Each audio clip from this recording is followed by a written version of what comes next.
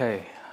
Hello and good morning, everyone. Thank you for joining us in this year's rendering competition at ETH Zurich.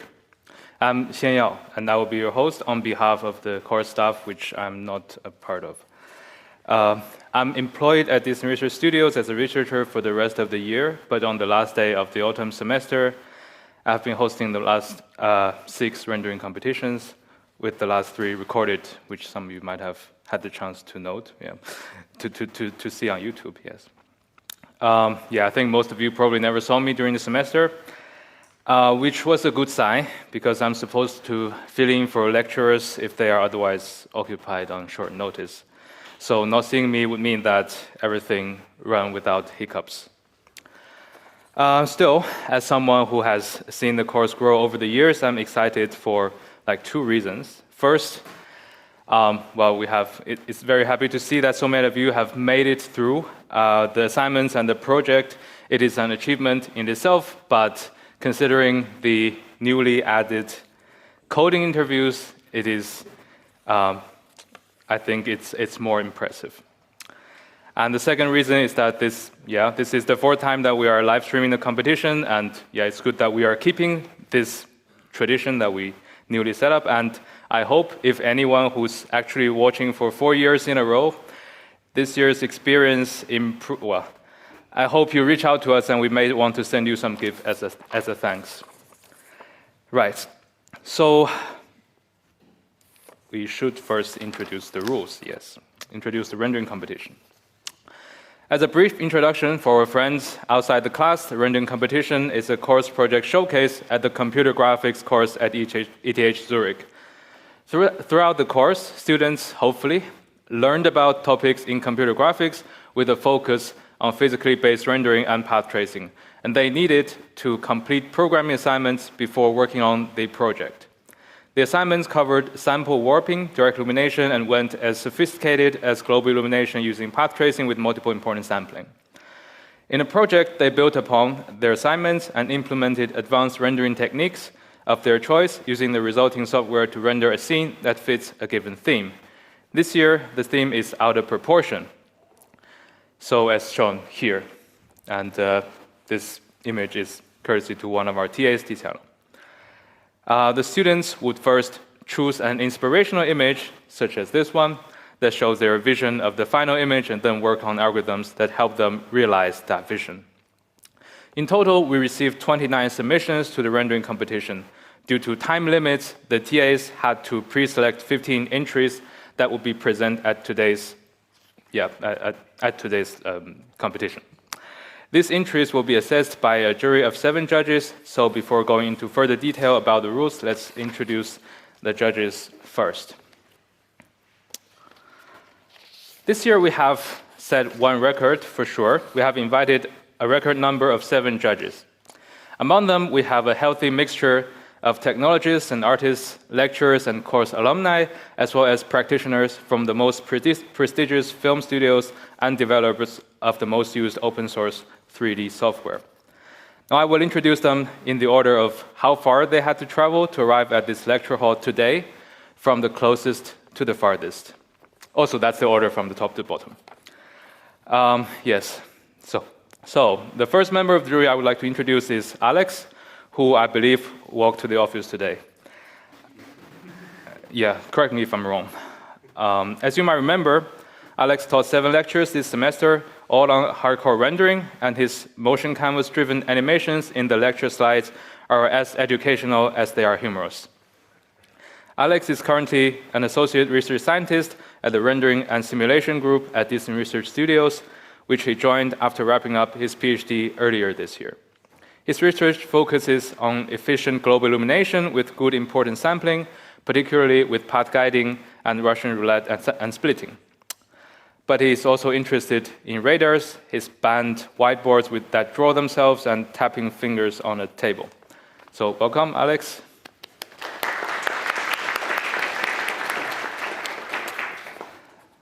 Our second judge happens to be the other new lecturer that we are honored to have this semester, Amit, who taught many lectures throughout the semester covering a wide range of topics, from texture mapping to polygons to anti-aliasing and Gen AI. And if I count correctly, he is actually the most seen lecturer of the semester of the 3 lecturers that we have. Formally speaking, Amit is an associate professor at Tel Aviv University, and he's currently on sabbatical as a guest professor at ETH Zurich, the place where he obtained his PhD. His current research interests are in how to control the power of pre-trained large generative models without having access to an army of high-end GPUs. Welcome, Amit.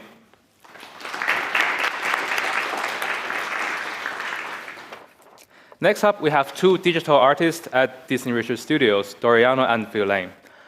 Doriano has contributed to multiple projects in the Disney Research Lab wherever there is a need for an artistic touch. In particular, he created quite a few scenes for the rendering group, many of which have appeared in publications. These scenes significantly improved the quality of our submissions and probably contributed to their acceptance just by making the submissions look nicer and cooler. This year is Doriano's 3rd time in the jury of the rendering competition, and his comments from the artistic perspective not only helped the other jury members understand the submissions, but probably also helped the students themselves understand what they were thinking. Welcome, Doriano.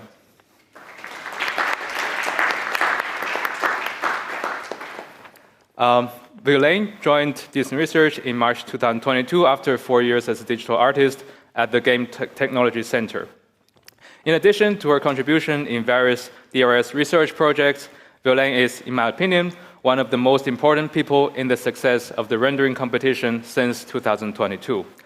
That is because she has been giving the frame and color theory tutorial 4 times in a row. And in the submission in all 4 years, we can clearly see the use of the rule of thirds and 3-point lighting, for example, and how much improvements they brought to the final image. Welcome, thank you, Violaine.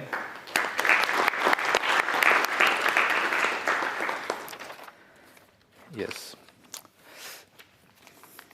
The script is too long. Sorry about that. So far, we covered people who live in Zurich, and I think I took the liberty of actually ordering them somehow randomly, claiming that I have a 10-kilometer threshold of error. Finally, we have 3 friends that actually traveled a distance to join us today. So first, we have Sebastian, who has recently joined Blender Institute as a senior rendering researcher and developer. He received his PhD from the University of Tübingen, and he is a world expert in path guiding algorithms and leads the development of the Open Path Guiding Library, or OpenPGL. This library has been integrated in Blender's Cycles renderer since Blender 3.4. Some of you might have already tried it, and it has gained popularity in other production-grade renderers as well. Sebastian has also been collaborating with Disney Research closely, supervising students, and from time to time publishing papers. Welcome, Sebastian.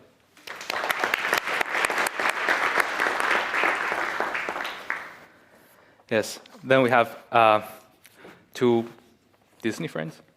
First, Alan is a senior R&D software engineer at Industrial Light and Magic in London, working on, well, you can guess, he was working on rendering technology.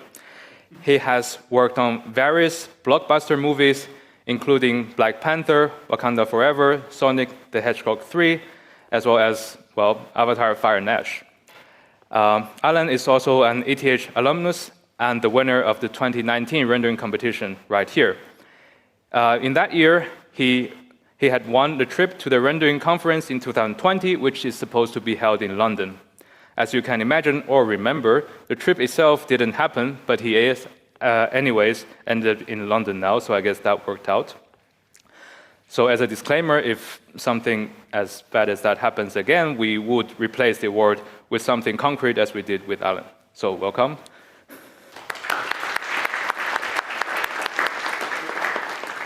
Yes, so to complete our jury, we have Leah, who flew in all the way from Vancouver. Leah is a rendering software engineer at the Walt Disney Animation Studios in Vancouver, working on Disney Animation's in-house renderer Hyperion. Her work has been recognized by credits in Disney's most recent animation films, Zootopia 2 and Moana 2. Leah also obtained the master's degree from ETH, during which she took the rendering course and worked on multiple projects, including her master thesis at the rendering group at Disney Research. Welcome, Leah. So that's everyone who will be looking at your images and giving their thumbs up, or at the apero after the competition, we encourage you to talk with them to learn about the various types of live paths related to rendering. Okay, now about the rules. And can I still find my script?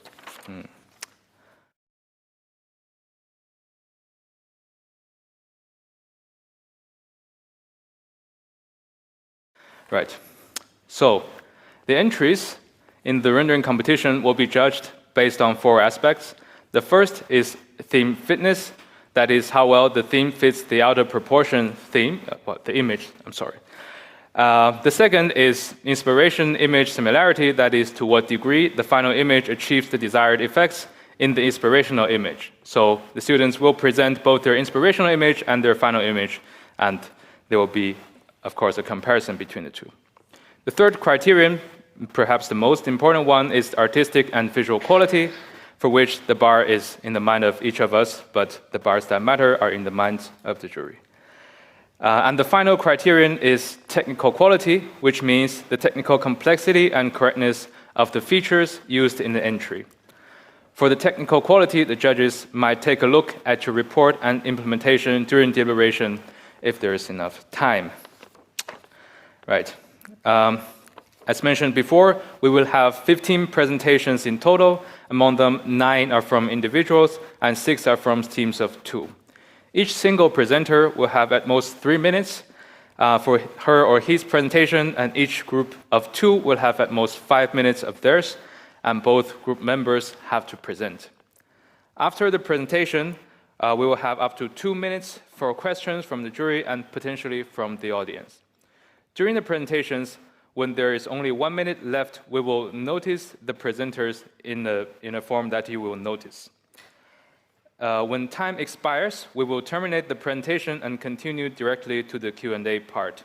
Well, we'll also ask you to jump to the end where you show your final image. So please be aware of the time of the presentation.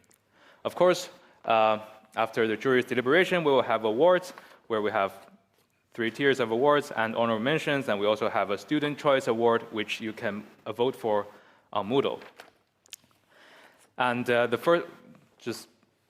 first prize is, as a tradition, a trip to a rendering-related or graphics-related conference in Europe, which next year will be EGSR 2026. That's held in the beginning of July in Bordeaux. Right. After all the presentations, which hopefully is sometime around 12:15, we will have a lunch break. During the lunch break, the judges will deliberate and select the winners. Then we are probably back at the lecture hall at 2:15 when the winners will be announced. Prize will be presented and apero will be started. Right, so now let's get started, and I would like to ask Alessio and Bernd to come up, and the next team to be prepared. Yes, let's.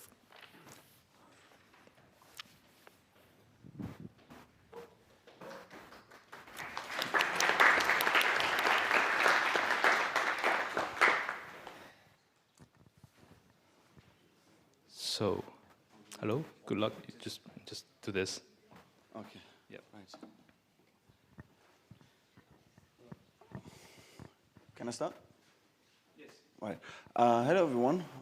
My name is Bernd. This is Alessio, and we're here to present our rendering project. Well, we decided to take the subject of this year out of proportion quite literally, and we were inspired by this painting called The Offering by Philippe Kroll, showing a giant dragon next to a very small person over a cliff. What's interesting about this image is, particularly from like a technical standpoint, the fog and the clouds around it, as well as this soft glow that you can observe on the dragon's wings. Now, this would be our final render. We deviated a little bit from the offering, in that sense that we rather had our little guy with a sword trying to fight the giant dragon, because we figured that it would be a bit cooler. But as you can see, we have the clouds, we have the fog, we have the glow around the wings. And this brings us to our overview features. I'm not going to go into every single one of them. I just want to highlight the implementation of heterogeneous participating media, the subsurface scattering based on photon beam diffusion, as well as the Disney BSDF, which we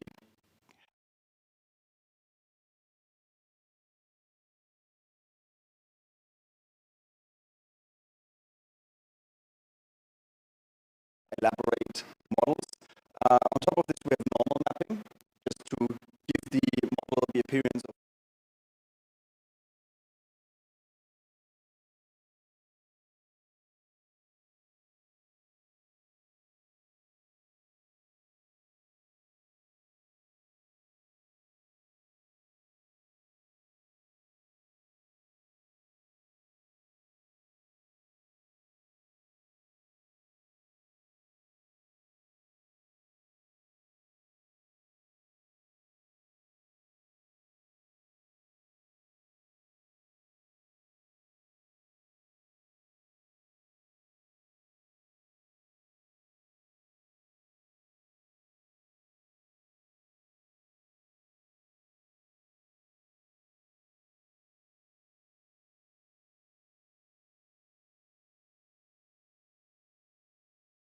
To us, we decided to create our own model, and our first try resulted in whatever this is. But on the second try, with a bit more references, we created something that we were quite happy with. We sculpted this in Blender and then used Substance Painter for painting and the normal maps. This is then the final asset that we used. For the participating media, that is a major part of our render as well, we use delta tracking and added a null BSDF for fog and volumes. This then allowed us to render homogeneous as well as heterogeneous medias. And one major challenge we had was that the proper handling of the probabilities when we encounter such a null BSDF, and for that we added a separate test validation where we have an emitter inside the volume as well as behind. We also added support for overlapping mediums because our scene consists of multiple media. All right, I'm going to be as quick as possible. For the big implementation of subsurface scattering, it involves a lot of, based on the PBR implementation, I should say, it involved taking the very huge initial integral and using a couple of tricks, narrowing it down to only essentially be dependent on the distance between the input point and the output point, where we sample an output point on the object based on an input point, and then continue path tracing through from that point with a weight applied to account for the subsurface scattering effect. Initially, it didn't look particularly good. The implementation was quite difficult, and as you can see, this wasn't so good. But Alessio, being the very, very resourceful individual that he was, basically told me, hey, just turn up the light to 11, maybe then you will see the effect a little bit more. This led to this, which wasn't particularly nice. We can see two very big issues here, the amount of fireflies and that it doesn't actually look very good. The fireflies were fixed mostly by selecting for particular weights and implementing it correctly into our renderer.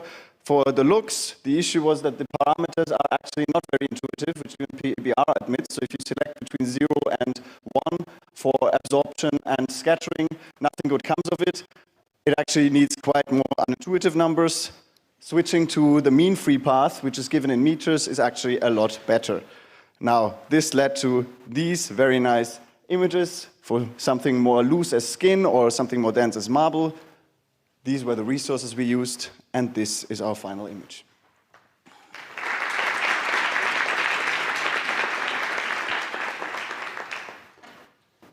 So, now questions from the jury? No, I need to adjust the lighting. Oh, thank you. Someone did it. I guess now it's time for questions. Any questions?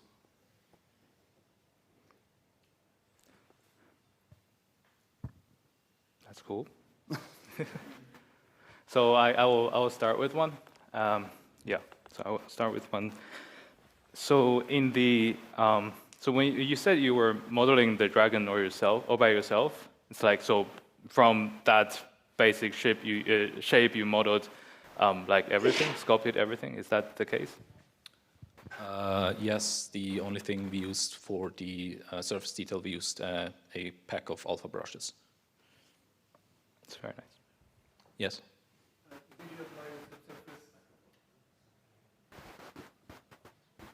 Did you apply the subsurface to the whole model or just the wings? In this case, it is basically just the wings. We separated the model into different parts. We also allow that we can select for different BSDF functions for different parts of the model. So in this case, as you can see, the subsurface area was particularly wings, because from like the original image, this was something that we noticed and figured would be really, really cool. We experimented a lot with the parameters for the wings, because obviously we don't want it to glow too much or too little. So the effect has become a little subdued, but as you can see, what is very cool about it is that you can really see along the bones of the wings that it is thicker, right? Because the model at that point is thicker, so it actually accounts for this. And yeah. So you didn't use a map to No. guide the... For this, we really focused on the model. It would have been possible. We actually checked it out. We could have used actual textures for absorption or even mean free path, depending on what we wanted to use. But for the model in itself, obviously, since we made the model ourselves, this solution was a bit easier. A question about the depth of field, because there's a lot of depth of field on this foreground piece of rock. Is quite blurry, and it's funny, and I was wondering if it's intentional, but to me it makes the scene looks like it's a toy scene, because it makes it look like actually small, like everything is small. The dragon is like this huge toy you would have, and the tiny figure is like the plastic soldier or something. I was wondering if it was intentional or not. It's not intentional. But it's cool though. I also thought about it looks like a toy soldier when I saw the tiny man, so yeah, but not intentional. What is the lighting setup in the scene? What kinds of light sources do you have, and where are they? It's just an environment map. Okay, thanks. Okay. Are there other questions? No, then do you have one? I have a tiny question on the tiny man. So, how much detail is there in this tiny human? Is it just a billboard, or did you actually fully model it with a bunch of polygons? I didn't model it, but it is very detailed that you can see now. Hypothetically, I mean, correct me if I'm wrong, but I think hypothetically the little model has actually clothes with a sheen map on it, meaning hypothetically if you rendered it in a high enough resolution, you could probably zoom in and actually see that. But yeah, we wanted to go into as much detail as possible, because in the beginning we were kind of deciding on what perspective we wanted to use. So just in case we might need more detail on it. Yeah. Right. So I think that's time. Thank you very much for the nice submission.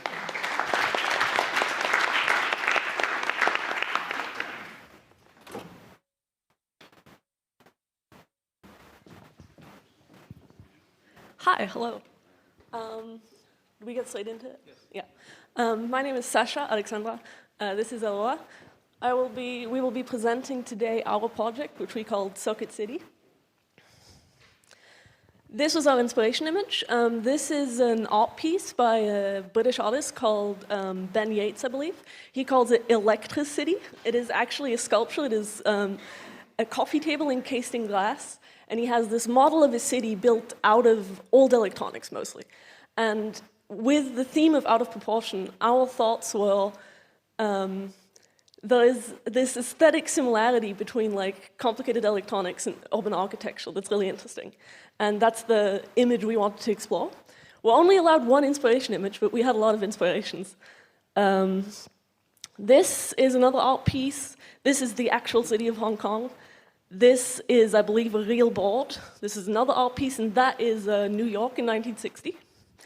You can also see the steam, the heterogeneous media coming up behind them. This is the steam vents that were used to heat the city at the time. I believe still are. And this is our final image.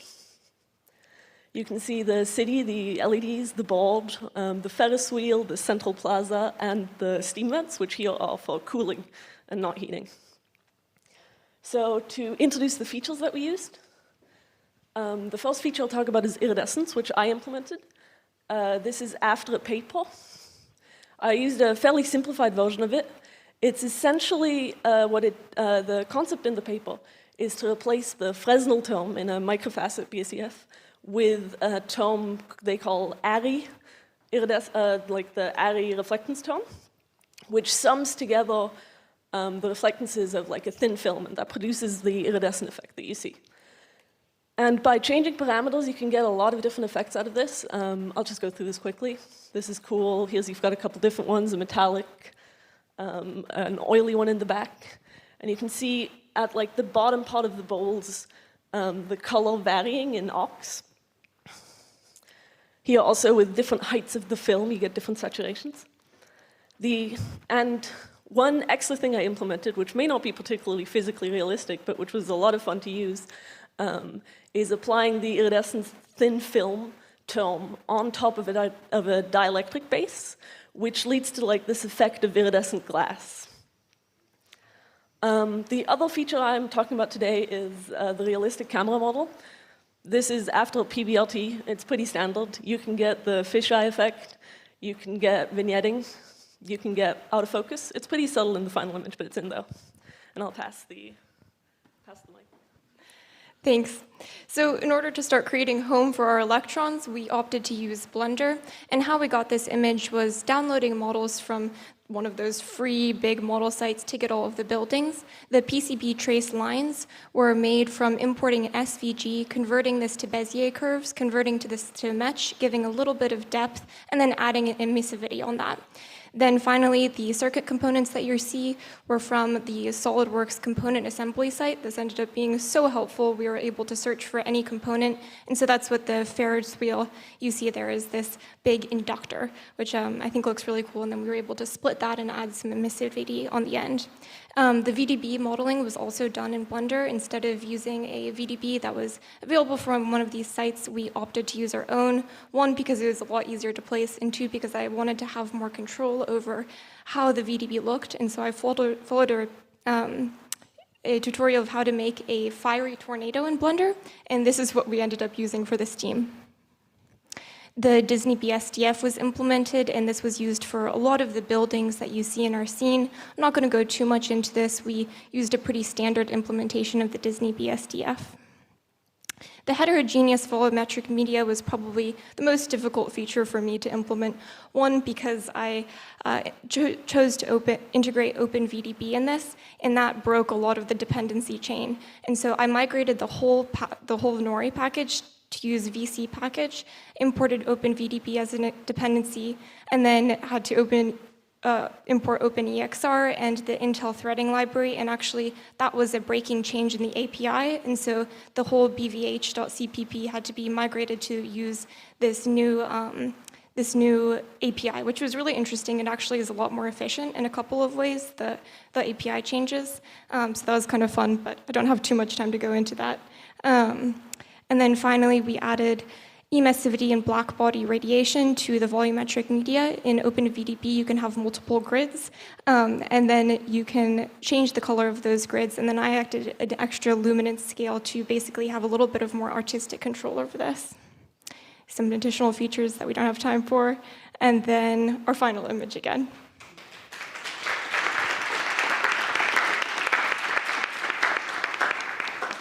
Yeah, we can just go into questions, if there are any.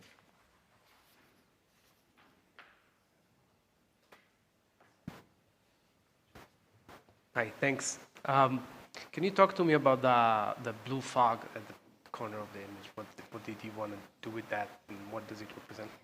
Yes, so this was modeled in Blender using the particle simulation as well as the fire and smoke simulation. And then you can basically run that animation in Blender and get a bunch of VDB files. And this was one of them. So it has both emissivity and density. It's a heterogeneous participating media. And this is a fan that was taken off of the SolidWorks component assembly. We want it to sort of simulate a vent that was letting out all of the heat. And to make it a little bit more cool, we just made it blue. And so you can sort of see there's like different highlights in this, and that's the both emissivity and heterogeneous nature of this steam vent.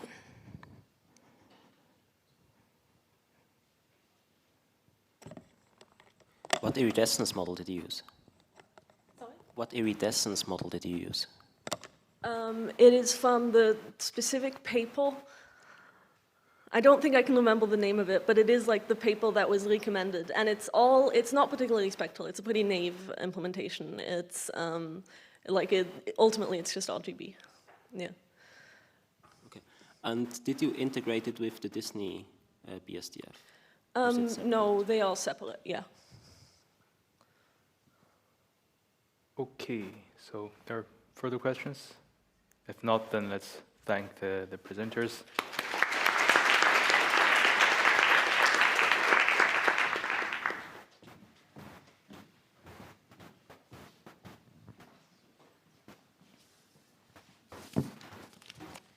Good luck.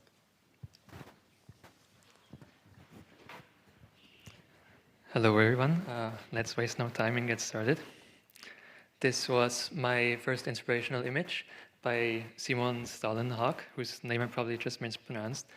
He makes these amazing dystopian landscapes. What I like about this image is that it's a wide landscape shot with these objects fading out in the distance. I like that it has out of proportion everyday items in it, these rubber ducks, the people exploring the scene, and the fact that it seems to be in the middle of nowhere. I was also inspired by this drawing my dad made as a kid, because it has giant 9-volt batteries in it. Who doesn't like those? And this photo I took, I liked the interaction of the sunlight with the grooves in the snow, and also the sense of scale that's given by these tiny silhouettes. So I collected some more references.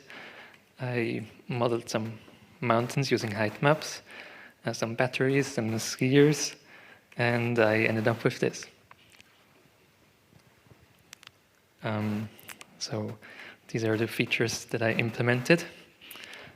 I'm going to talk about ones that I found personally interesting or that might be unique to my project, starting with post-processing. So I implemented a new effect object type that can be added to Nori scenes. Each effect specifies the render passes that it wants to operate on, so color, albedo, normal, or depth. And also there's a special sRGB path for the tone map effects that I'll talk about later. These effects are applied in the order you mention them in the scene. So let's talk about tone mapping. I'm relying on OpenColor.io and using Blender's AGX view transform. Yeah, you can see that this helps a lot with these overexposed images. I also added bloom, but I'm gonna skip that one. Here's no bloom, some bloom, a lot of bloom. I also added a mist effect, which is used to add some atmospheric haze to the final image. You specify the density of the fog and start and end distances. So here's a scene without mist. Here's the depth path that's rendered. And here's with some dark red dense mist. I implemented environment maps, which was probably my favorite feature to implement. It was a bit tricky to get right at first, but very satisfying once it did. Here's in Nori, here's in Blender. I implemented translucent BSDF, which I used for the snow and fog in the image. Here's the geometry of the final image again, without post-processing and with post-processing. Thank you.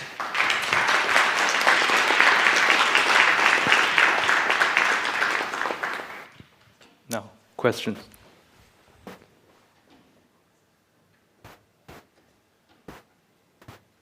Thank you for the presentation. It's a silly question, but the model of the skier are like super cubic and very simple. Did you know that because the composition being the way it is, it wouldn't really matter that they weren't super realistic, or was there another reason you went for that?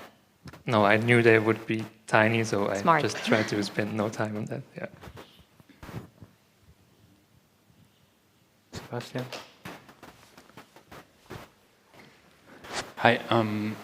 How have you? So I see you also have snow on your mountain. So how did you set up the material for that? So snow on the ground. Yeah, the actual snow, like. It's basically well, it's Disney BSDF, but just white diffuse with some bump mapping and some more bump mapping for the rocks. Seems you hit the parameters quite good. So that's what. Yeah. Thank you. And is there also a reason why the big batteries look a little bit more cartoonish than more realistic? Yeah, I was thinking about adding some more imperfections to them, but actually I like the contrast between these more detailed mountains and the simpler batteries. Okay. Artistic choice for that. Okay, cool. Thanks. Also time-wise, yeah. Thank you. I think we can thank the speaker. Yeah.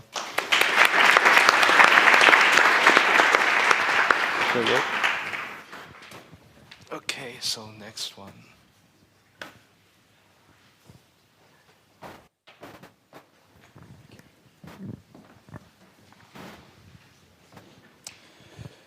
Right. Hello, everyone. My name is Davide. It's really nice to be here presenting my work.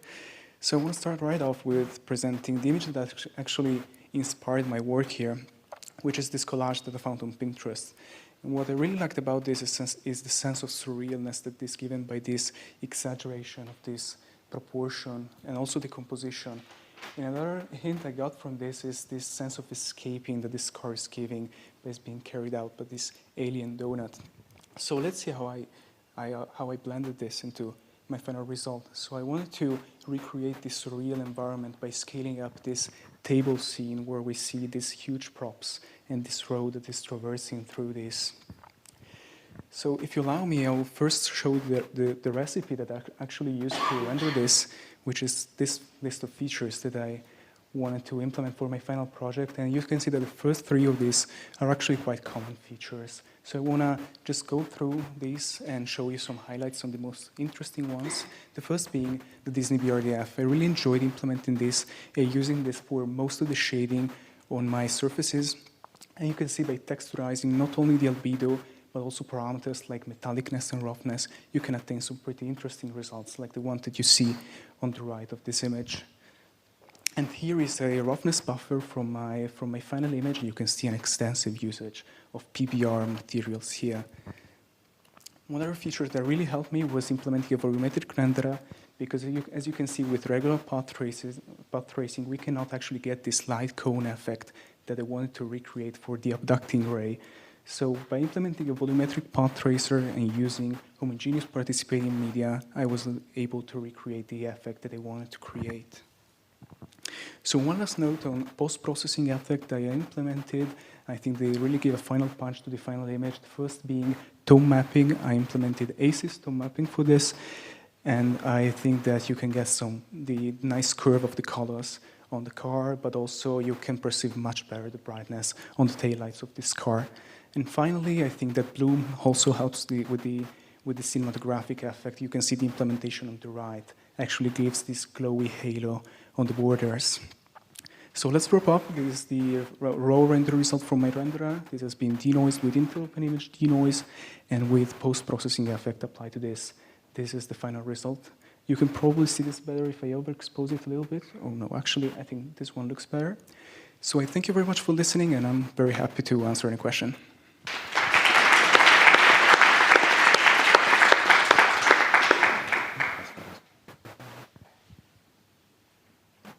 So, anyone interested in asking questions?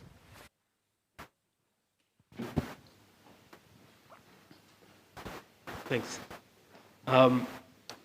Here again, I have a question about the contrast between the donut itself and the rest of the scene, where the donut is really rather smooth in texture and almost cartoony, where everything else seems to have a very rough surface with a lot more detail. Yeah. Again, was this an artistic choice, or how did you implement that? Yeah, most of the props you see here are actually downloaded apart from the donut, which is something that I modeled myself. And actually, I wanted to make it a bit less polished to recreate the effect that you can see on the motivational image, because the image is a collage, so you clearly see that the donut is something like pasted on the initial image. And I wanted to recreate this also with some light tricks, so you can see that there is much light conveying onto the donut. Yeah. The background is an image, or is that a collection of models? No, it's models. Yeah, it's all assembled in Blender. Yeah.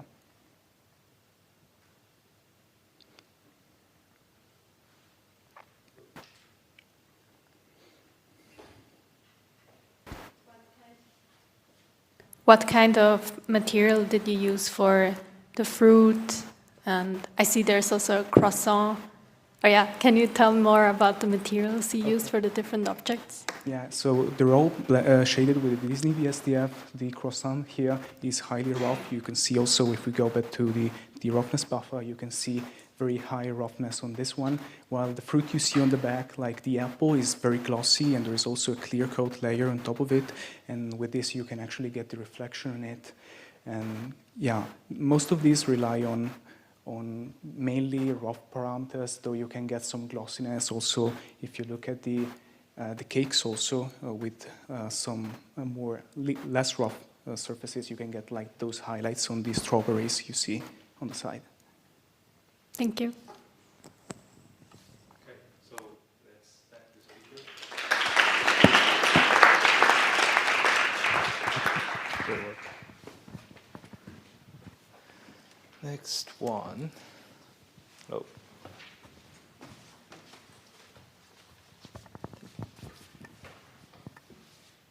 Okay. Hello, everyone. My name is Hao Zegao, and today I'm gonna show my idea of out of proportion. So my initial idea of out of proportion theme is that I will use realistic optical effects. For example, the fisheye effect, and also some concave metallic surfaces to create the optical distortion that makes the whole scene out of proportion. And also, the inspiration is somehow from like the Toy Story movie, that I put the camera close to the view of like little toys, then the contrast between the toys and the surrounding could be interesting. So after identifying the theme, I chose to implement these main functionalities. So like depth of field, fisheye effect, and vignetting, environment mapping to setting up the whole scene. These are important. And also for the main models in the scene,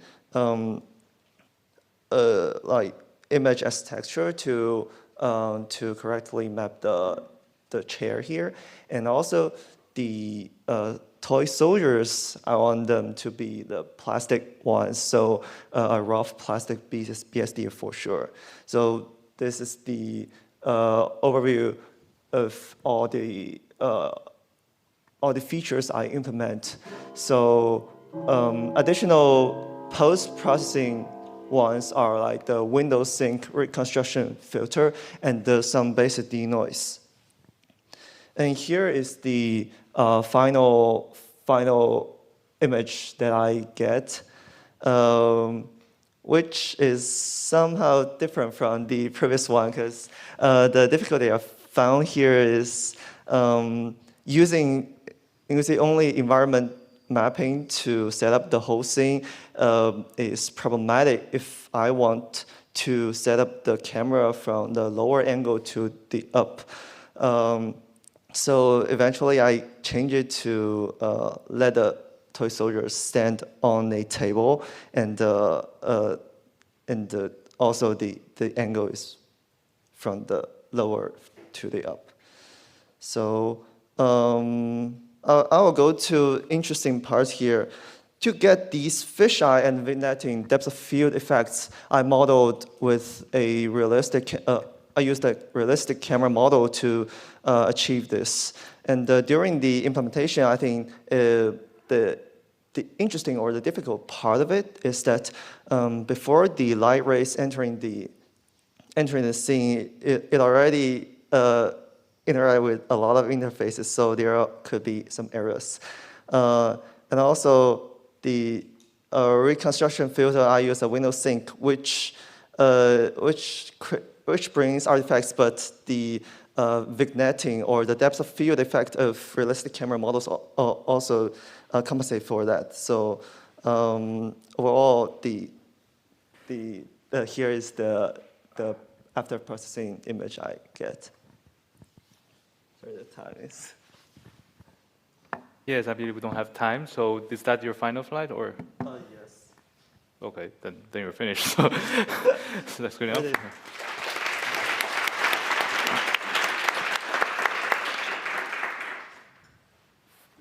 Questions?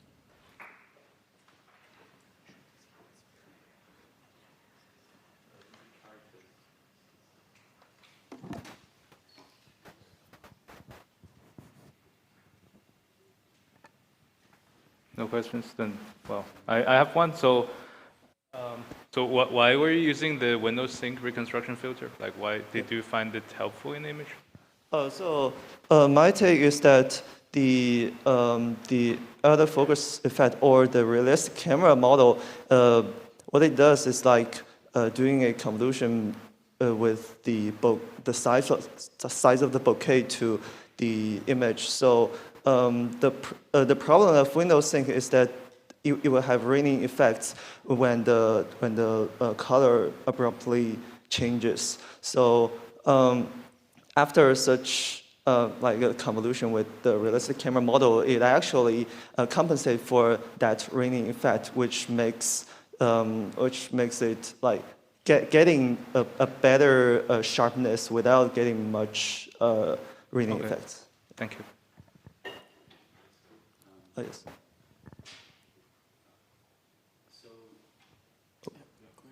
Okay. So you mentioned that you moved all your figures on a table and not on the floor because it made problems with the lighting from an environment map. Could you explain that? Oh yeah.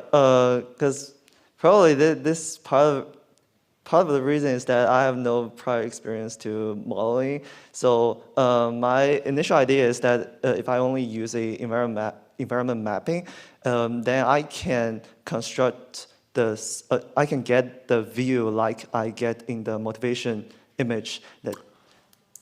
So I found that most of the environment mapping, of course, they are captured from a normal height, not from like close to the ground. So if I were able to like set up the scene and get such the kind of environment mapping that I want, then I don't need such shift of.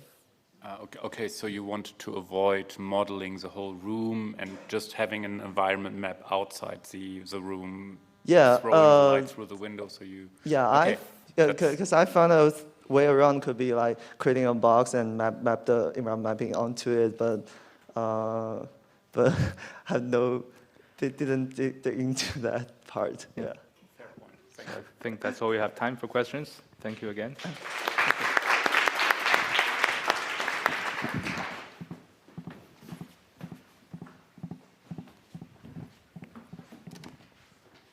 Hello, everyone. I'm going to present to you my interpretation of this year's theme for the rendering competition.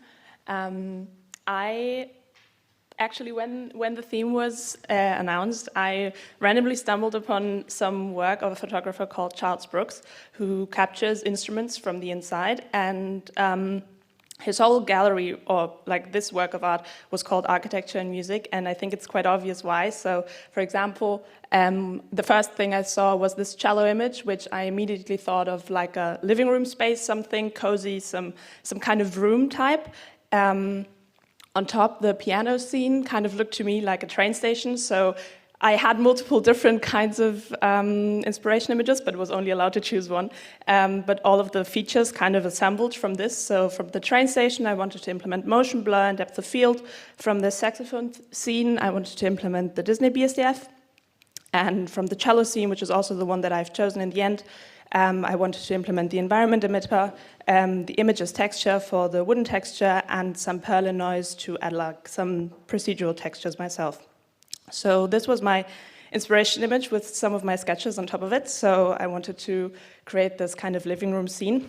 I also forgot to show you now my final image, so you'll have to wait for another minute. So as I said, I implemented the depth of field and images textures. I implemented Perlin noise, and I'll mention some of the challenges that I had with some of features as well. So for this example, if you look very closely, you can see some texture theme here, which I didn't resolve, but yeah, you can still see that.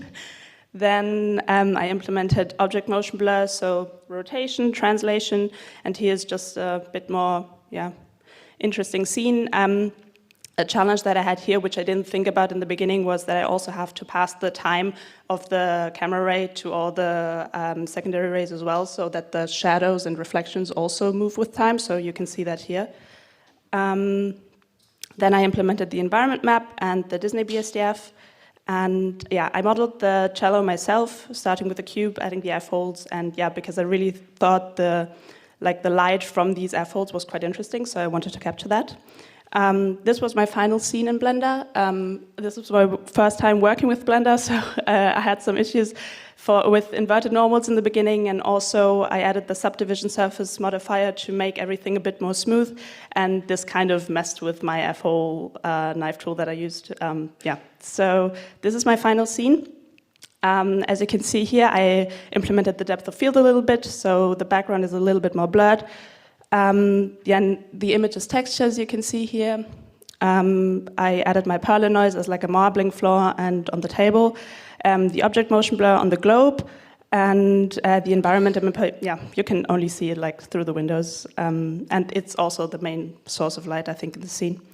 Then the Disney BSDF is mainly applied like almost everywhere. So a little specular type globe, this leathery look on the sofa, and the metallic Christmas ornaments.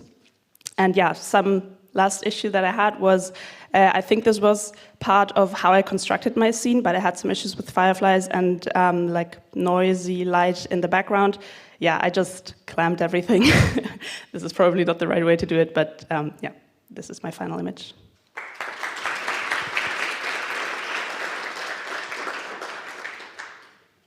Questions?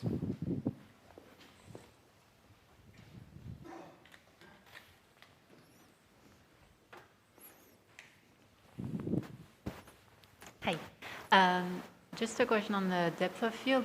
Why did you put the focus so close? Like that is mostly just showing the globe and a bit of the chair. Was there a reason for that?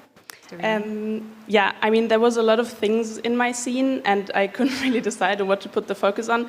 But because I implemented the motion blur, I also wanted the globe to be more visible. And also, the environment map wasn't as detailed, so you could see some pixelation in the background, and I thought this would be a good way to not show that. So, yeah.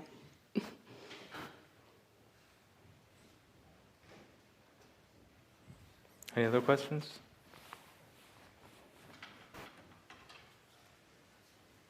So I liked the inspirational images, and I like that you try to match it here. My question is, in the inspirational image, for example, inside the shallow, you would have used textures which try to replicate the shallow or the wood from one big piece. So what is the reason why you decided here to use more a texture, like if somebody would build a house made of small logs instead of still having the whole idea of having a big shallow? I wanted to have like a cottage feel kind of to the scene, and also because the instrument is made of one solid piece, or like maybe like two or three. But the idea was to make it more room-like, and I wanted to give this cottage feel a little bit more, so I decided on using like a planked texture for this. Okay, thanks. So, thank you for the presentation.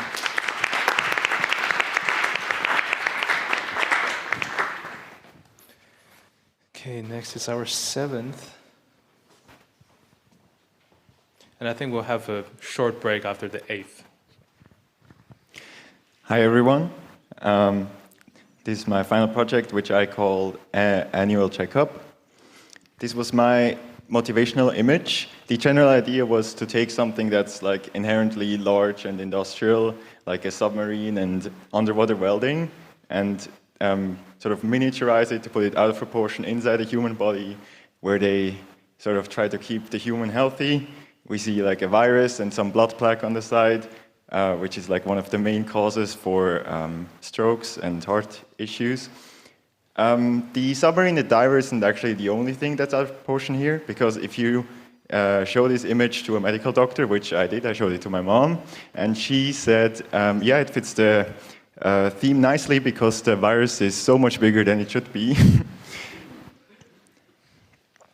Yeah, and this is my final image. Maybe I can brighten it up a bit. So we see the nice light cone from the submarine that hits the virus. We also see the divers on the side working on the plaque. I really try to use the rule of thirds to sort of partition the scene.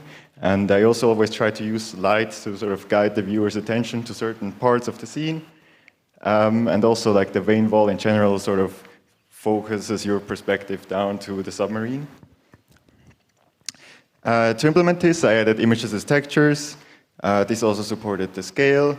I also added normal mapping. I had a few issues with this. I can get into that later if I have time. I added the spotlight, which is important for the headlights of the submarine. I added homogeneous participating media with a volumetric path tracer with multiple importance sampling. This was to sort of get the blood plasma that sort of shows the spotlights, the tone of the spotlight. I also added the Disney BSDF. I sort of like last minute also tried to add the clear code, normal, like clear code maps to hide some of the normal map issues. And I also added depth of field and motion blur, but these aren't seen in the final scene. Yeah, this is how I made it in Blender. This black model is actually 3D generated using Hanyang 3D. And yeah, this is the final scene in Blender. And this is the final scene again.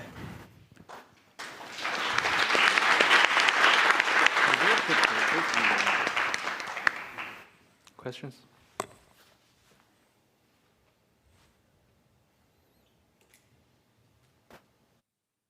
Did you add any subsurface scattering on the cells? Yes, almost everything has subsurface scattering. The cells have subsurface. The sort of like corona of the virus has the subsurface. Even the plaque has it a bit, although it's not as visible. The vein wall also. And yeah, it looks better in Blender. I'm not sure if Blender uses a different kind of subsurface. They really like poke the light through, but I wasn't able to replicate that exactly. Yeah, but subsurface is like carrying the whole scene.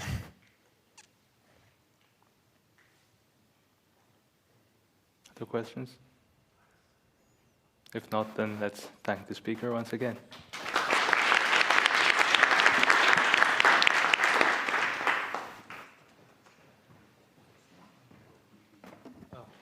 I just have one quick question actually for the judges. Do you think you would need a quick break, or like, do we think we should power through the presentations?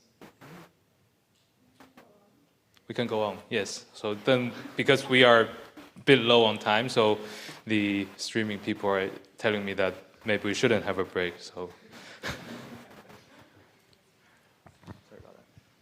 Hello everyone, my name is Sergey. I'm glad to be presenting my final project.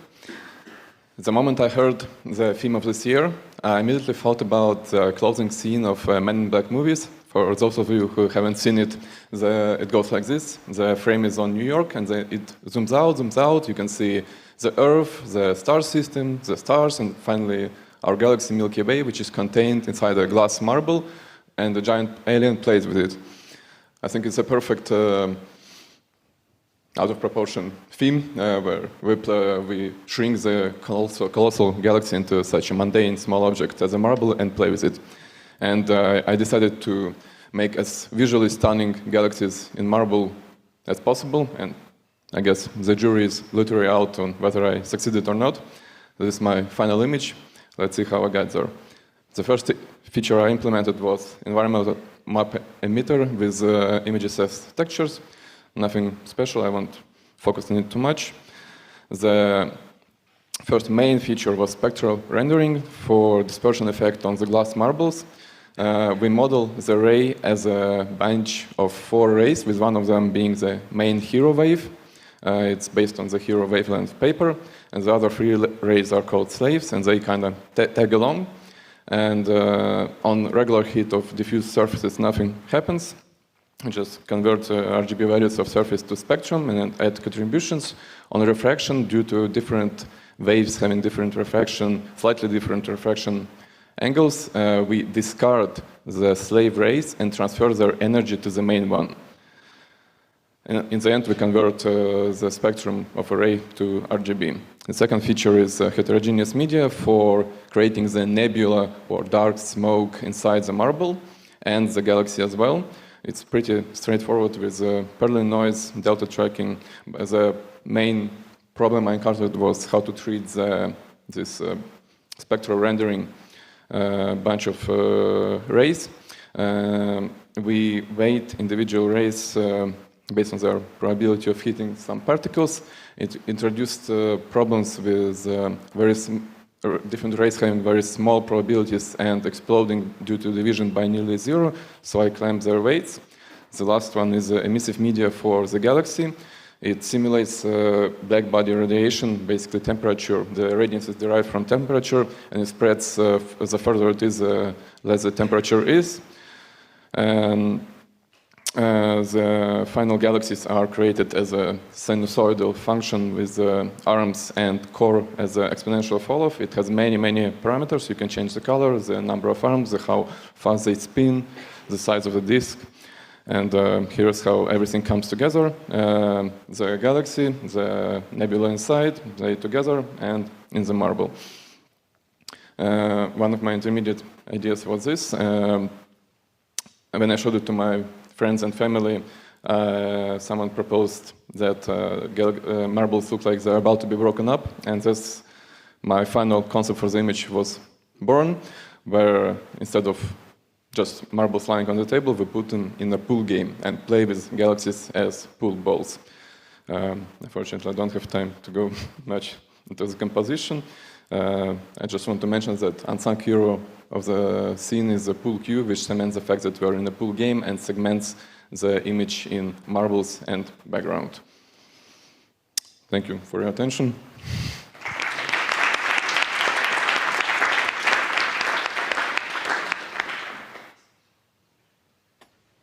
Questions? Hamid? Hi, can you talk about a bit the background and how you composed it? Background is an environmental map, just a photo of a bar, and the only real objects in the scene are the table, the queue, and the marbles.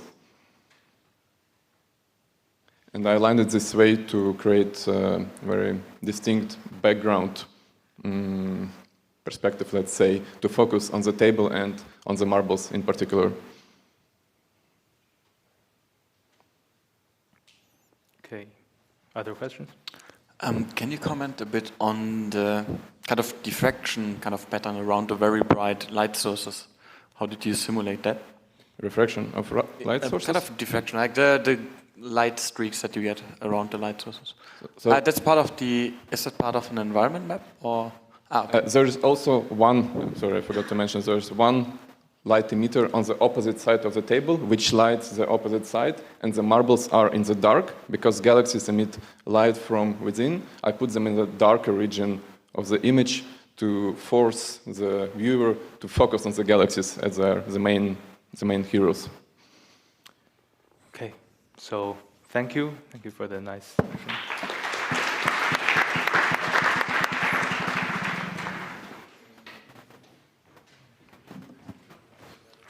Halfway. Thank you. All right, welcome. This is Linus, I'm Simon, and we are Star Wars fans.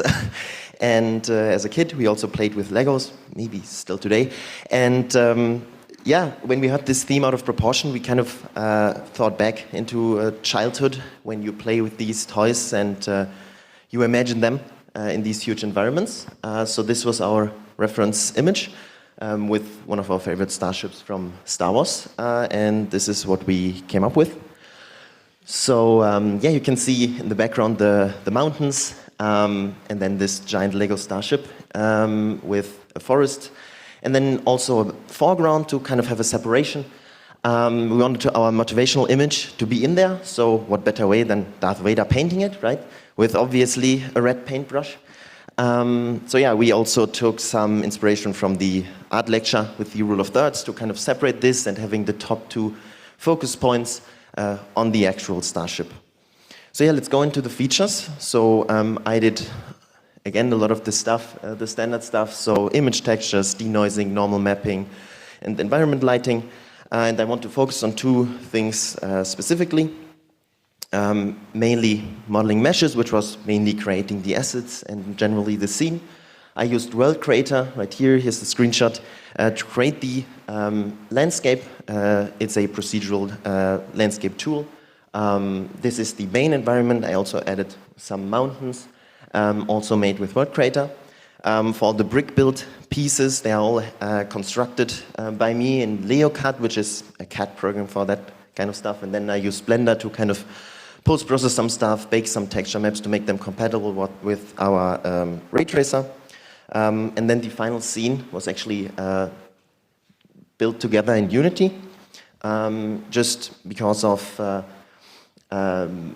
just the coding possibilities and orienting all the things. And then we exported them with a custom tool that I built for ray tracing. Object instancing was one other feature that I found really interesting, and we heavily used it with roughly 20,000 tree instances and 5,000 grass instances in the final scene. You can see here some Utah teapots being instanced. And it basically tricks the scene into just loading the model once from disk and then reusing it a lot of the times. So yeah, that was really helpful. And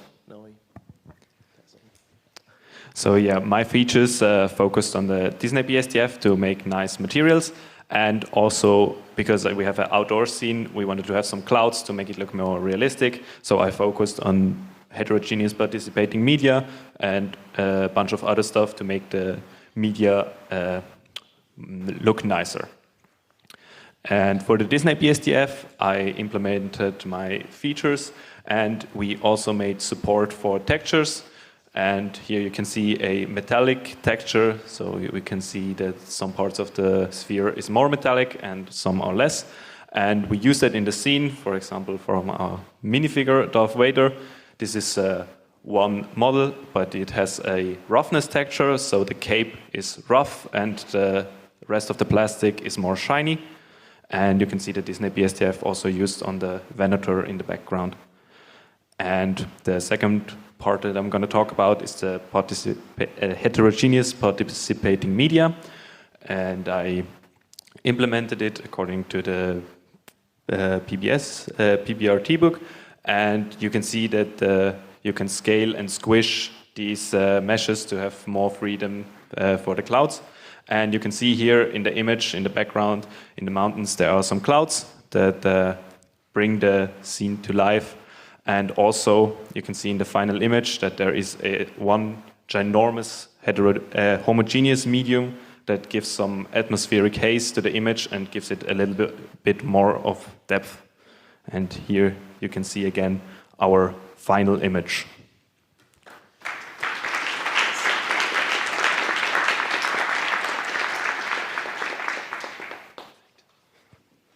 Questions? Torian? Did you scatter all the elements manually with a brush or some other tool, or you had some different type of logic? So actually, World Creator, the landscape tool, actually creates masks for different parts, and then I scattered on that, and then that was one of the reasons I wanted to use Unity. I'm a little bit more used to that, so then I actually just used those, transformed them into the scene, and then scattered them, and obviously then with instancing so that we can have these thousands of trees. Yeah. Amit. Does the grass and the tree have different materials, different properties? They look. So most of the stuff is Disney BSDF, even the trees and the grass, and yeah, they have different textures applied to them. From parameters, it's quite similar. Yeah, but both of them. And I have to ask, what is the signature there? What is CA? CG25 for yeah. Okay. Maybe on the screen it's not perfectly visible, but yes, small Easter egg. Okay, so if there are no other questions, then let's thank the speakers.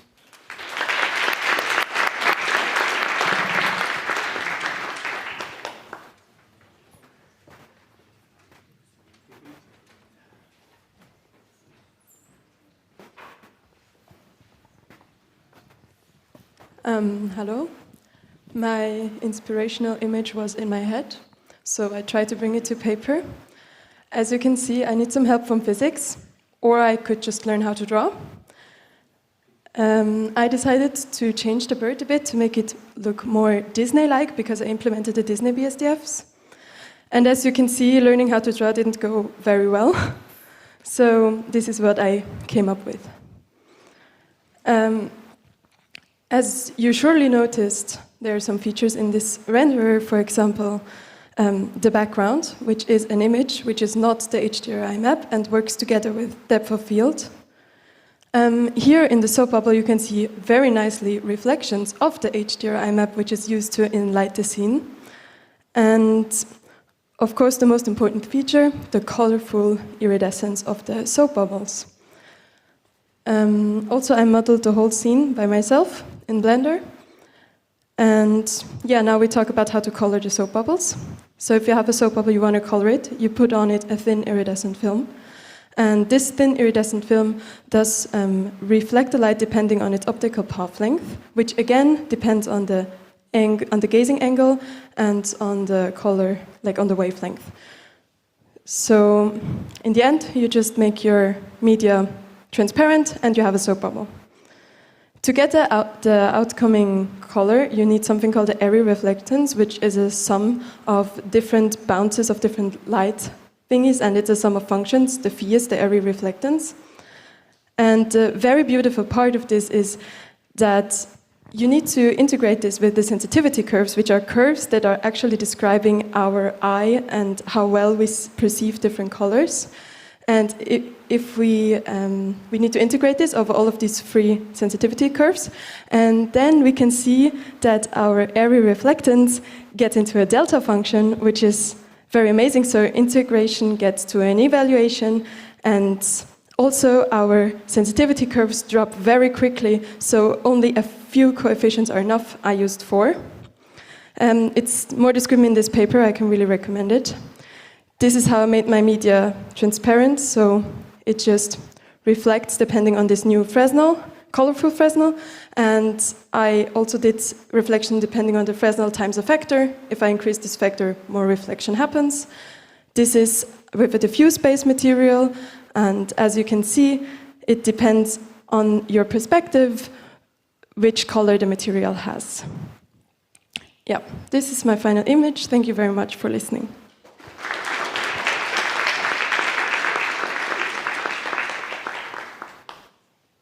Questions?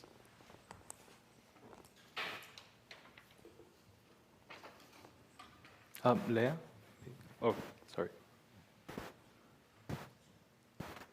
How is the water modeled? It's a Disney BSDF, and I modeled it actually by hand. I just had a plane, subdivided it, and moved some of the waves because I really wanted to custom make where the waves are going. So, for example, here in front of the grass, there's a wave. Also, like on the leaves that are swimming on it. So, because I really wanted to say where the waves are going, I did everything by hand. Maybe Sebastian can go first. Yeah. Yeah. My question is, how have you modeled the feathers, and are you using a special shader for them? Yeah, so I used the Disney sheen on it, and I modeled them with the new feature of Blender, which is like for hair modeling. So it's a particle system, and it's hair. And because Nori cannot read this, I needed to convert this hair into a mesh, which led to a mesh which has very, very many vertices. So I omitted them in the picture because it would just be black. Just a silly question. Does the bird has a name? It's called Barry. Nice. Okay, so thank you. Thank you for the nice bird.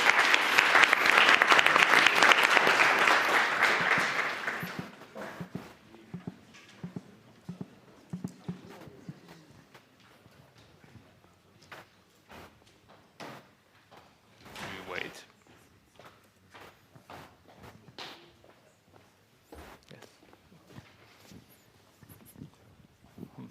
Okay, so hi everyone. Welcome to our presentation of our final image, the city in a fishbowl. So when we hear about the topic out of proportion, what can be more interesting than putting a whole world inside a fishbowl, right? And this is our inspirational image. It has very nice lighting, and we see a city in the bowl, and we can understand it as a whole world with people living inside world, and outside for the people, it's just a decoration. And this is our image. We try to exaggerate it a little bit. So here we also have many buildings inside, which actually exceed the number as we saw in the inspirational image. And then we also have a huge moon reflected on the glass surface. I like to think it this way: it's the moon to the people inside the city, to the moon, it's the moon to the people living in the room. But maybe it's just a lamp outside the room for the people living outside this place. It's just nested worlds. And here comes our feature. Thank you. Yeah, so we implemented multiple features to get this image. The first one being, for instance, depth of field, in order to guide the viewer to look at what is important in the scene. In this case, obviously, the bowl. This was done with the normal parameters, so the aperture lens and the focus point. Then we also added images as textures and normal mapping in order to enhance the objects in the scene.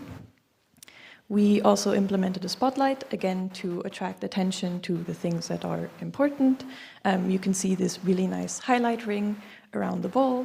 And so there we actually struggled a bit, because originally we had just an origin for the light and then a direction. And we found this to be difficult to really guide where you want your light to end up. So we turned that around. We changed it to be an origin point and then a to-world transformation, similar to how the camera works, where you look at an object and let the transformation handle the rest. And we also have images as textures and normal mapping for the table, so have more realistic feeling of the room. And then the cities are modeled using object instancing. There are 6 template buildings, and out of them we generated over 500 buildings. And it is a bit challenging for us, because each building contains so many primitive objects that it actually takes very much time to generate the B-based tree. So we decided to cache some redoubts, which in the end we could only save over 50% of the VRAM, but considering that we reduced a huge amount of time for the tree generation, I would say it's more practical. For the water, we implemented homogeneous medium. We did this for multiple reasons. The first one being that we wanted to give a color to the water. You can see it's blue rather than on the side where you can see where it is without. We also wanted to reduce a bit the brightness of the second reflection of the moon on the other side, and also give it a more nighttime feeling for the city by making it a bit darker. The color specifically here we chose like a deep navy blue, on one hand because of the night, and on the other hand also because it is the complementary color of gold, which is the color of the lights in the buildings, which led to these, in my opinion, really pretty like gold flecks on the water surface. And we also have many light sampling. We generate light BBH trees, which can tell us so the emitter selection by its importance and contribution to certain reflect part. For our positioning, we try to roughly adhere to the rule of thirds. So we have the water surface starting on the top rule of third line and our sand surface on the bottom rule of third line, as well as the moon being aligned with it, and but still keep the ball in the center of the image because it really is the most important thing. Finally, the rendered image was quite dark, so we manually upped the exposure in post-processing. You can see the raw image just on the very left. In the center is the image we submitted, intended to be viewed on brighter computer screens. And then on the very, very right, we have the image for the beamer, which we snuck in here yesterday to actually do some testing to make sure we got it correct. And yeah, that's our final image. Thank you for listening.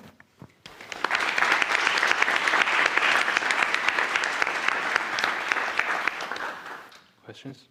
Sebastian. Okay, I probably will ask some mean questions. So if I understand it correctly, so you have the light lighting the scene as a spotlight. Is it also an environment light, or? We implemented environment maps, but we ended up not using it for the final scene. So it is a spotlight. Is it a direct delta spotlight or something which has an area you can hit? We mixed both together. So you can choose between the two. You can have it either be direct or give it an area. In this case, we gave it one, so you can have the reflection at the top with the matte suede.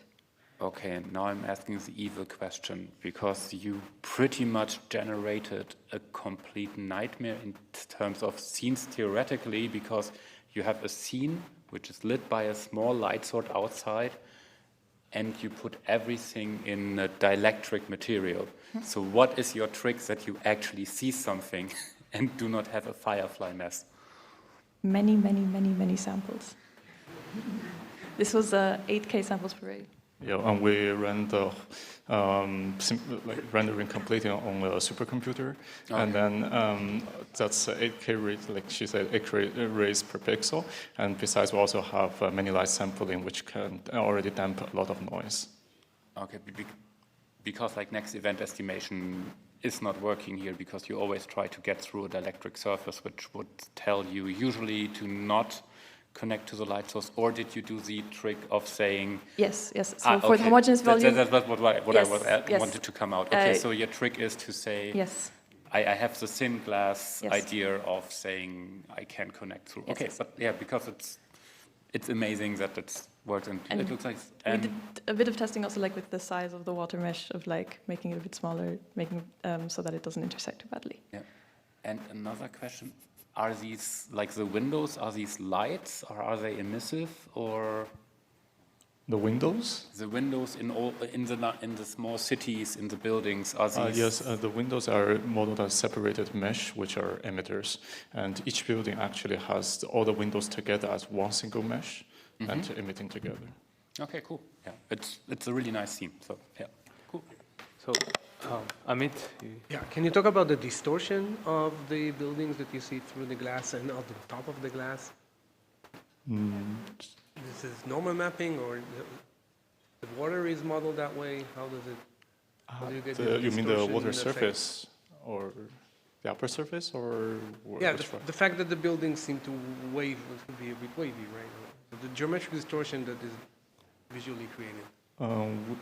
I think it's just actually that appears in our first rendering, so without complex modeling. So I believe it's just distortion of two different dielectric materials. So outside we have the glass, and inside the water, and through the double refraction there, we believe it's just appeared that way. Okay, so Alan? So the light patterns on the sand, those are not caustics, or are those caustics? Like? So I think basically there's some subsurface-like effects inside the sand, like things below the buildings. What are they? Are they? The sand is actually also inside the water. So I believe what happened is just the water partially because we have homogeneous volume, so likely just the water guided some light also into the sand mesh. Okay, but it's coming from the light inside. It's not from the Yes, light yes, outside. yes. Okay. They're from the buildings. Okay. And the sand is a homogeneous volume. The sand is just a regular mesh with a texture. Yes, so I don't, maybe... Okay, last quick, not technical question, I swear. From your inspiration image, the city was above the water and the water was like the shore, and now you put it inside the water. Was it to convey the night feeling, or was there a different reason? So it was on one hand to convey the night feeling. It was also in a way to showcase what we rendered, to be able to sort of say we used the things that we implemented in our scene. And also because you see like we have little bubbles as well, and we just thought it looked nicer. So last question, yeah. Quick question. So the glass bowl, does it have uneven thickness? Is it because it looks a bit wavy or wobbly? The surface is actually not a perfect glass bowl. The surface has curves and dents, so it models like more realistic production, like handwork production. Yeah, that explains it for me. Thanks. Okay, thank you very much.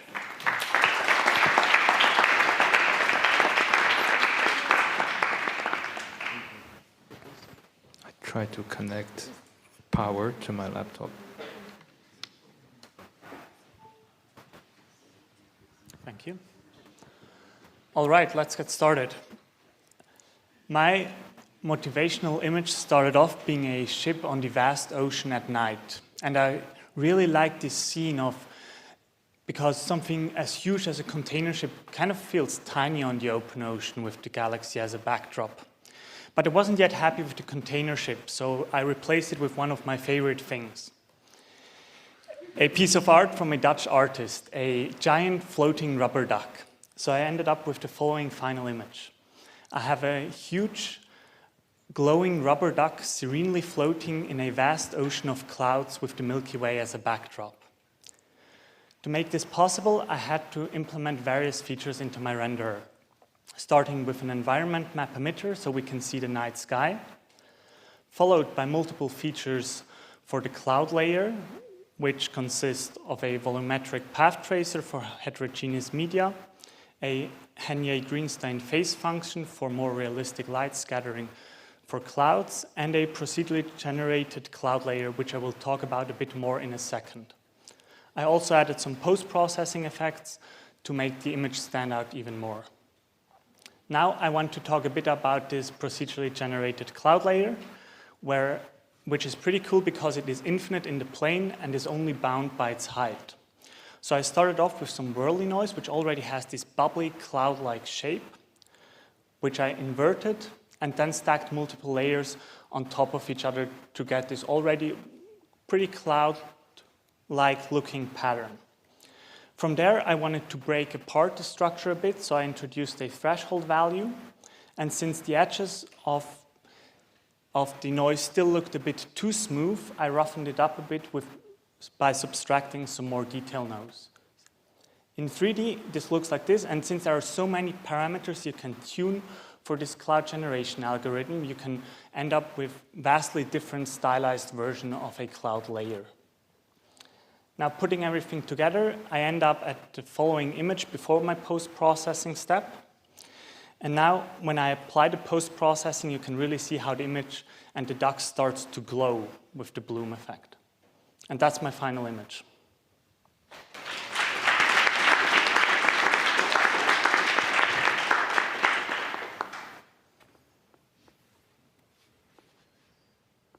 Questions? Or are you all looking at the duck?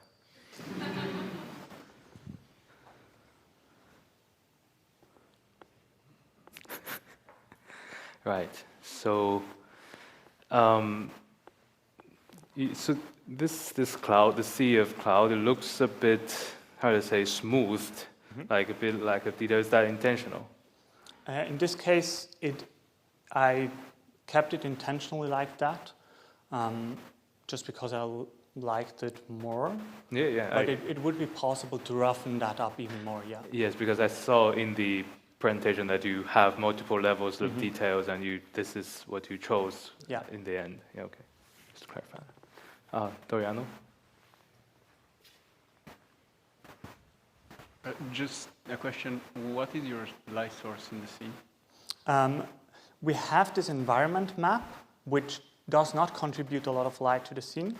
And the main light source is just the actual rubber duck, which is in itself, it has a microfacet surface, but it is also an emitter itself.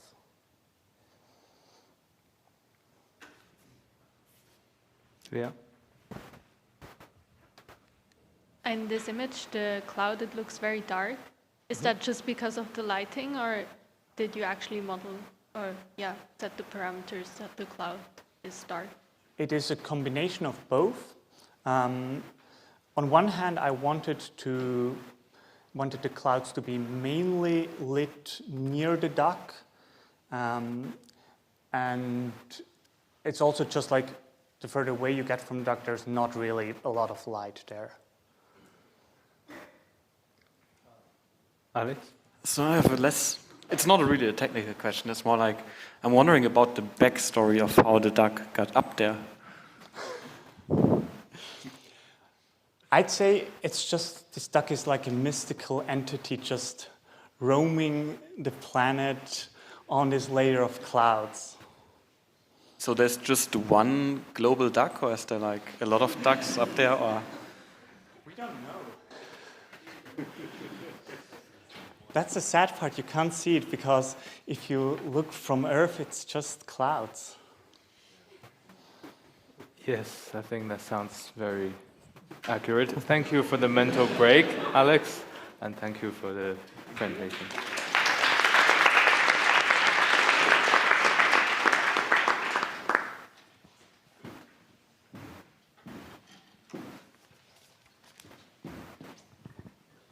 Thanks.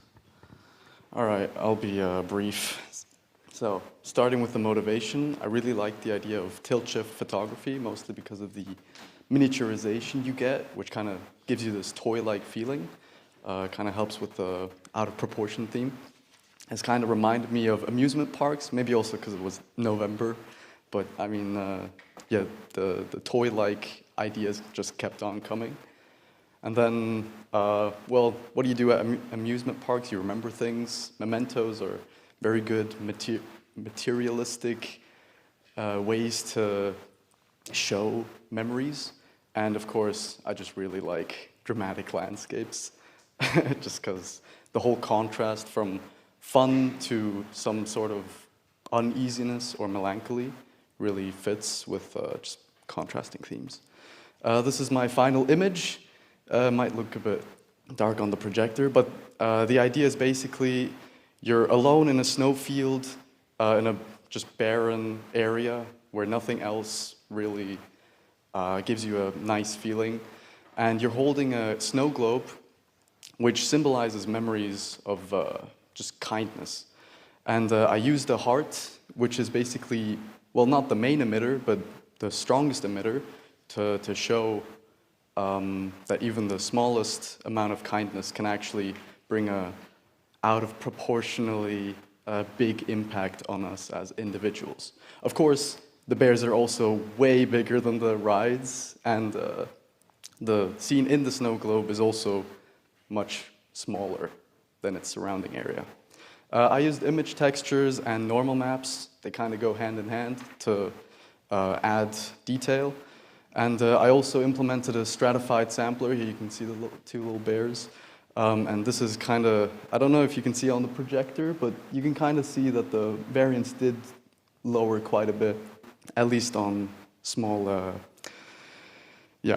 I'll have to skip through a few things here. I also implemented tone mapping and environment maps. This is kind of just my environment map working. I was just really excited to see this. Also, I used texture emitters, and this is also just, well, it got compressed too much. And I also didn't use the Disney BSDF because this is what it looked like when I tried using a diffuse material. And the issue was mostly, if you see my implementation and the reference, I kind of swapped something. So that was kind of unfortunate to see after the submission. Yeah, that's my submission.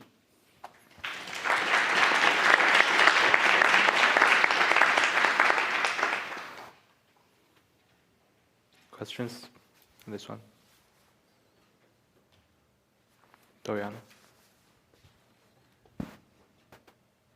Did you model anything by yourself? I didn't per se, but the hand did have the wrong... Pose. Yeah, so, well, it didn't even have bones, so I kind of just had to dissect the finger and kind of move it a bit. But the thing is, it was the back fingers, so you don't see it, thankfully. I just didn't want to have it intersect with the glass sphere. The hand model looks quite high poly, is that correct? Yes, it is quite high poly. I was very lucky to even find it in the first place. Yeah. The small dots on the wheel and the carousel, are these actually emitters? Or is Oh, that yeah. I kind of had to skip through that. But basically, these things are just area emitters because I didn't want to hand place every single dot myself. And you can kind of see that I just sprayed some dots everywhere, so it kind of looks nice.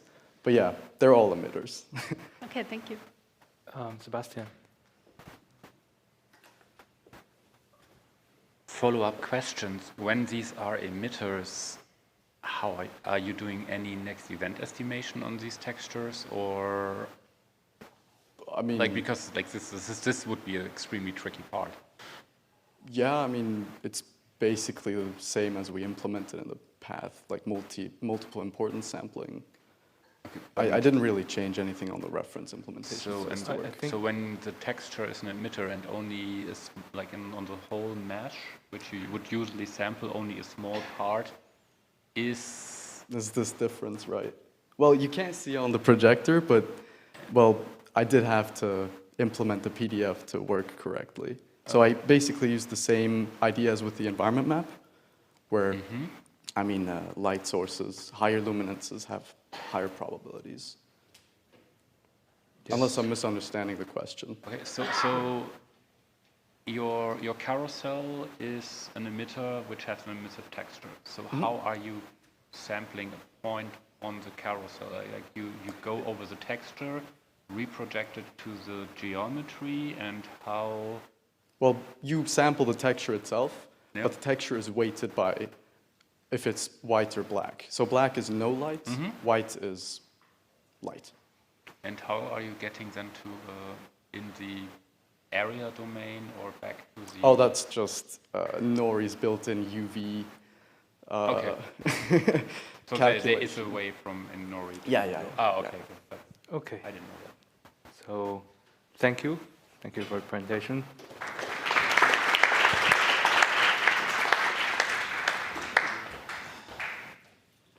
Yes.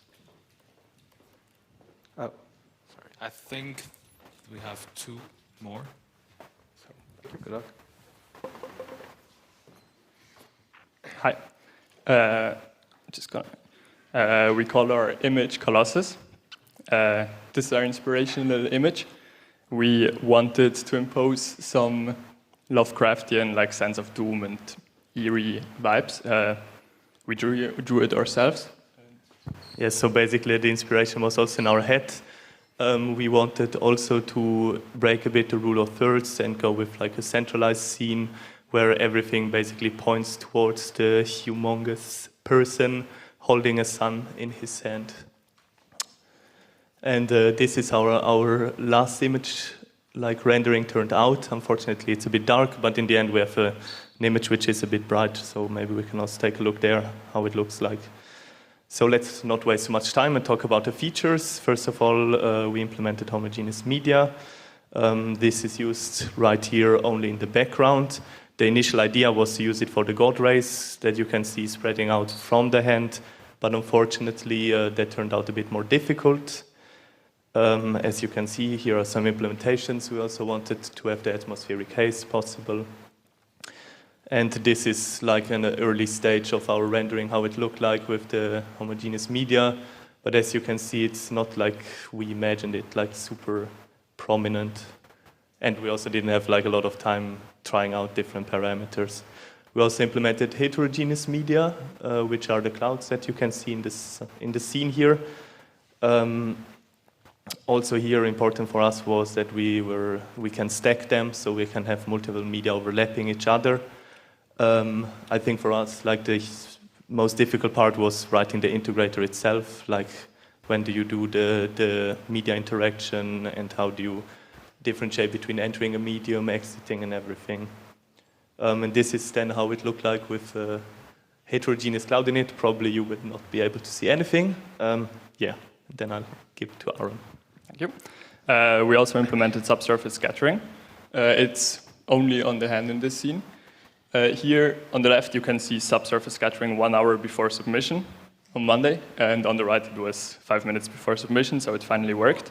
The hardest part was integrating it into the integrator, because we also have the volumetric mediums, which was really hard to combine.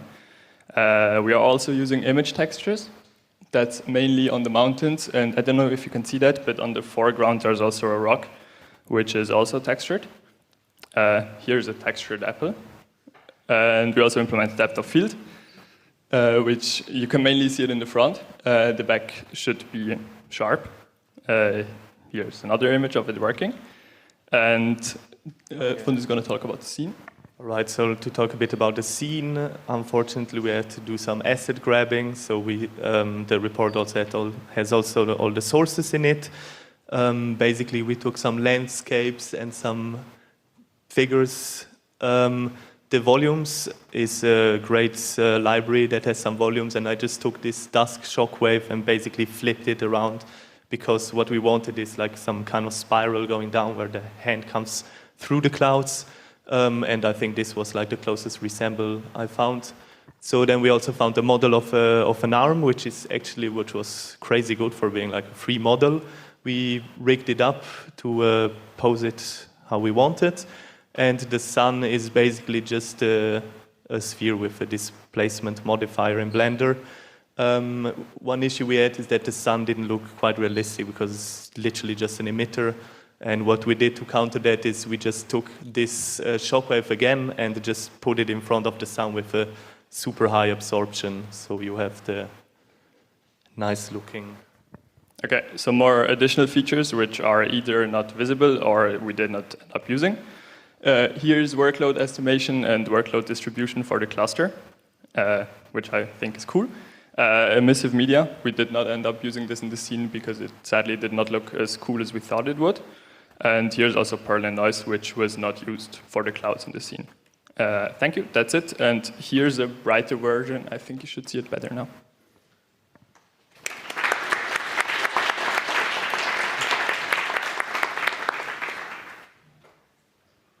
Questions?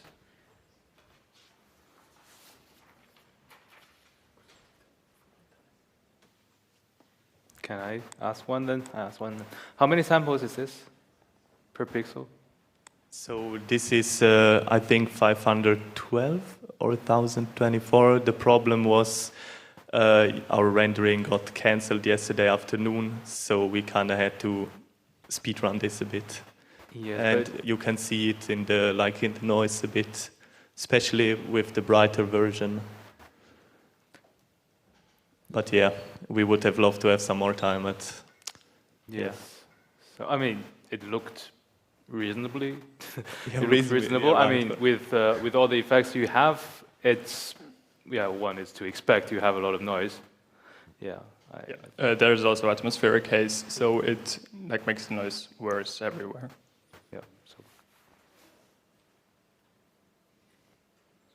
Yeah, I'm only interested in the noise. So if there are no other questions, then let's thank the speakers.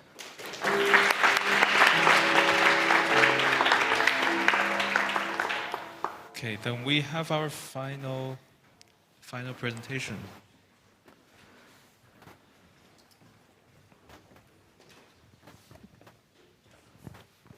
Hello everyone. We were inspired by the show Attack on Titan. So we wanted to recreate this scene. And this is our final result. This fits the theme out of proportion because, well, Titans are a lot bigger than humans. And canonically, they are about 60 meters tall, well, the one we used. And humans are only about 2 meters. So this is how it would look like in Blender. but we ended up going actually for a much different scale. We had to scale up the Titan by about 10 times the size, and it's barely recognizable where the human was. Oh, whoops. Yes, and Nikki will tell you about why that is the case. Okay, so I modeled the scene in Blender, and at first I wanted to have everything at the original scale because we have a physically accurate renderer, and when I built the scene, I decided to go with a very long focal length, which basically means the camera rays are emitted in a very narrow cone, which technically should make the background appear big together with the foreground. However, the problem with that was that it didn't look that good. The lines were very straight, and which was not what we can see in the reference image. So then I tried to just match the reference image as close as possible by just looking through the camera and adjusting meshes. It didn't work that well because it just didn't end up being realistic, so I decided on a compromise in the final image where I just took a very small focal length, which allows for all these vanishing lines or vanishing points, which help to direct the viewer's attention to the center of the image and to the Titan.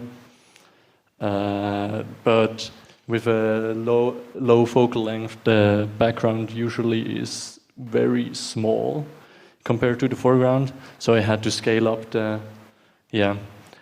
Titan and the wall by about 10 times. For the scene composition, I just try to match the original image as closely as possible because somebody or some artist already did all the hard work. So it works with the rule of thirds and looks pretty good. The features that were used were, well, modeling and assembling everything in Blender. I used pre-existing assets, but I did all the rigging myself and just changed the models to look as close as the reference as possible. Image textures as well. Then we also have the normal maps. Most models didn't have normal maps, so I just used some site I found to generate them from the image textures, which worked fairly well. I also implemented the Disney BSDF, which you can see. You have like the metallic material on the gear of the character, sheen for the clothes, even though it's not very visible, subsurface on the Titan. I also wanted to do like a glossy material for the eyes, so it has like a intimidating like glint in the eyes.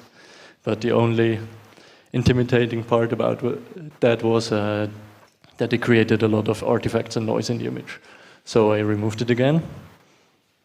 I also added a homogeneous volume to the scene to kind of create more depth, but I managed to break it minutes before the submission, probably because I added some 3-point lighting to have like a rim light on the Titan.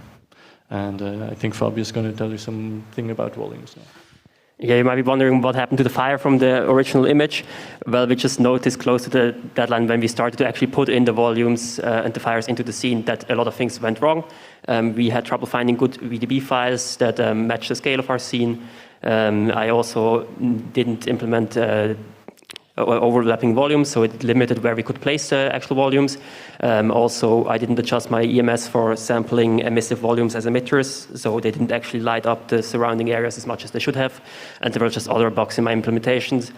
We tried assembling it in this scene. It's very dark, as you can see, so we decided to just remove it and ended with this as our final image.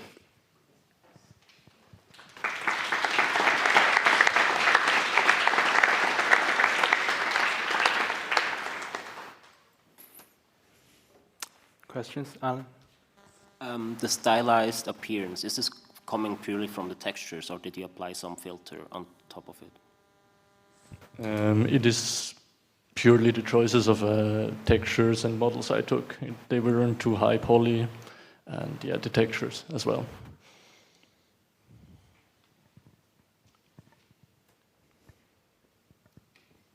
Doriana, where's the box? Here. The box ran away. Did you rig and pose the main hero character as well? Rig it? Yeah, posed it in general. Yeah, like this model didn't come with a rig, and I tried to use the automatic rigging feature of Blender, which didn't work because the character was too complex, I guess. But I found a nice tutorial where I could basically just wrap the character in a very low poly mesh and shrink wrap it to the character, and then just rig that mesh and kind of attach the character, and then I tried to match the pose one-on-one to the image. Yeah, It's pretty good because usually it's annoying and difficult task when you have many objects on a mesh. Yeah, I noticed. And avoid interpenetration, you have to add bones. Another thing on the jacket of the main character, it looks like you don't have smoothness. Is it like is it flat shaded? We can see the facets of the polygons, basically. Yeah, so... Is it a choice or is it a... Originally not, no, but now it's a feature because it kind of style. Because now it fits with the whole like stylized version of the image. But yeah, in Blender, the default is smooth shading. Once you put it in Nori, it's shaded flat, and so yeah, that's why that is there. The background, the sky with the clouds, is that actual geometry or is that an environment map? That's just a plane with an image. Oh, okay. And the image, is that a painted image? Yeah, it's taken from the show, which has like very nice skies. So I decided to use that. Yeah. Thank you. Yeah, it fits in nicely with the wall, which also looks a bit stylized. Yes. So, guess. Oh, one final question. Yeah. To try to get the perspective effect, have you tried to scale the model in a way that it's larger on the bottom and just narrower on the height, so you would just fake the perspective? I did try together with like the part where the houses were all looking weird, but it just wasn't convincing, / my modeling skills weren't good enough. So I just gave up, and yeah. Okay, so thank you for the presentation.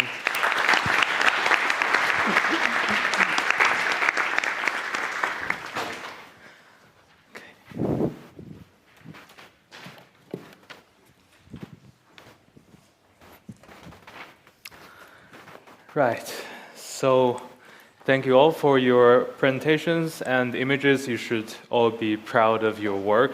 Those are very well done. And I just want to congratulate you for creating such nice imagery within such a short time frame. And a fact is that this year we actually moved forward the deadline for the submission by 1 day. So you effectively had one less very productive day to work with. As we all know. So now we will have our lunch break until 2:15 p.m. During the lunch break, the jury will move to another room, have some sandwiches and salads, drink some water, chat about the weather, assess the entries, decide the winners, sign the certificates, and come back. So maybe you will also want to do some of that. So thank you for your attention so far, and for the students, don't forget to vote for your best entry. See you in a bit.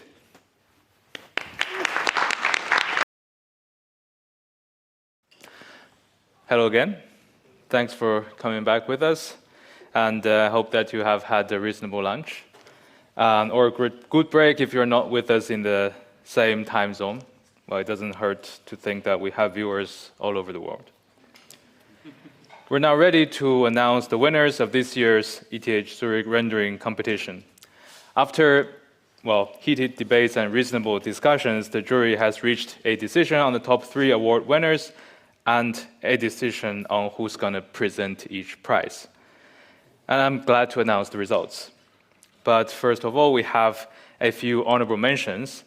You achieved a high level of technical complexity and rendered really nice images, but unfortunately, the jury's final opinion did not go your way. Your images will be shown on the CGL website, and yeah, we will give you a goodie bag from Disney Research. So the first honorable mention will be presented by Phil Lane. I will need to find her microphone.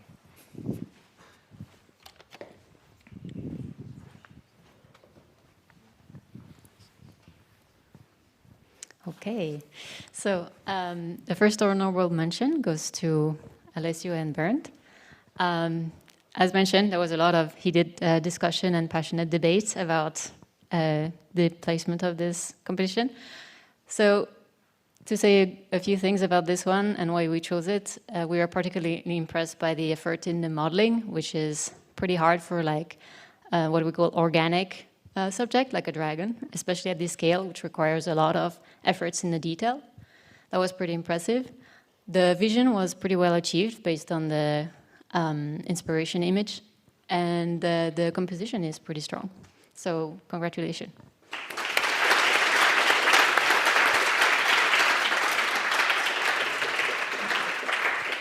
Wait, so are you here? Please come. Yes, so I think, yeah, probably we should have asked you to come a bit. Congratulations earlier. again. You can also take one. Oh, sorry. Also, there's certificates. I'm just sorry about the procedure, but then like you also have also certificates. So probably you can come once more. Yeah. So I guess it goes like we first announce the names, and then you come up, and then you talk. Yeah. Okay. We have hiccups every year. That was on me, and the second one will be presented by Alan. Okay.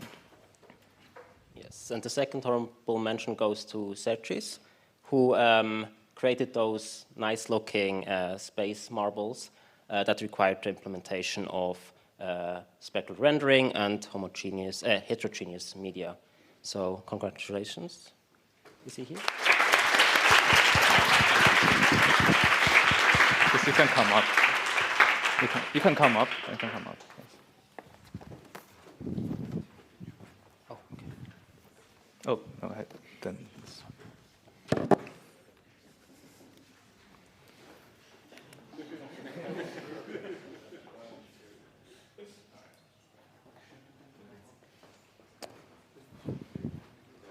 I think I need to. The microphone is not listening to me.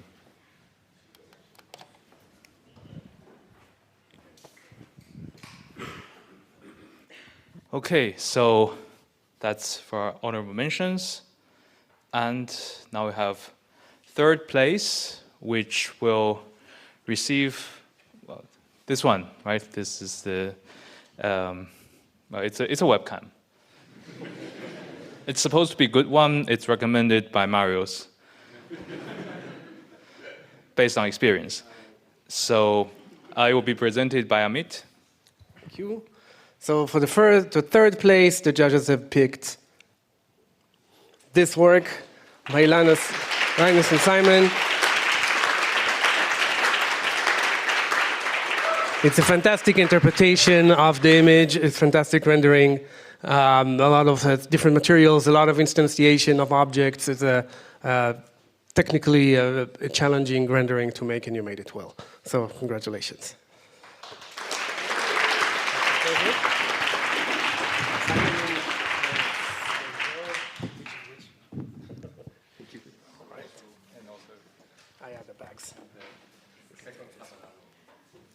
The second camera will come to you soon.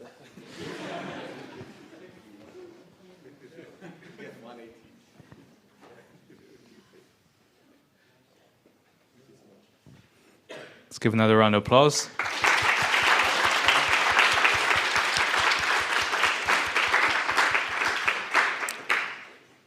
Now the second prize will be a Sony, I guess this is the new one, the XM6 headset, and will be presented by Sebastian. Yes, and the second place, so it was a long discussion, and the second place is the city in a bowl of water.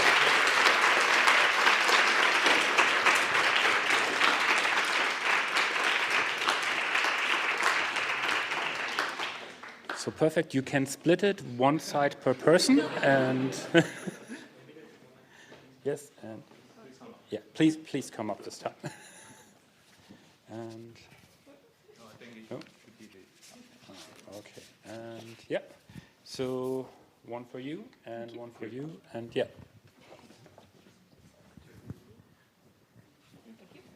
So. Yeah, sorry. I forgot that we didn't do so much for the, yeah. So it was a really nice thing, and you really had a really nice composition, also based on what your inspirational image was. And as I said, and when I asked you the questions, you had some really tough stuff, and you found the ways people use to get around it with the next event estimation through the glass, and also like the lighting of the additional lighting of the city really makes a super nice tone of the image. So yeah, it was a really, really nice composition. It's not much around the table. You have a focus in the middle and the nice city. It just looked beautiful. Thank you very much. Yeah.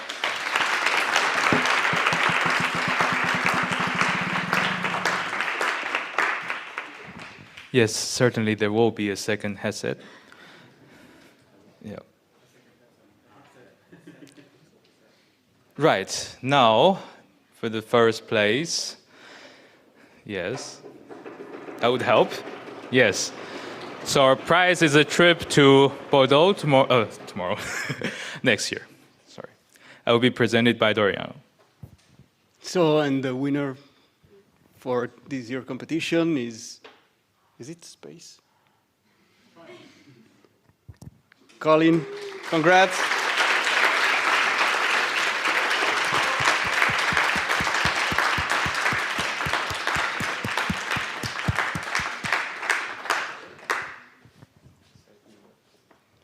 We really like the composition. The final result stood out for us. Slight technical imperfection, but overall very, very strong and very nice results. Congrats.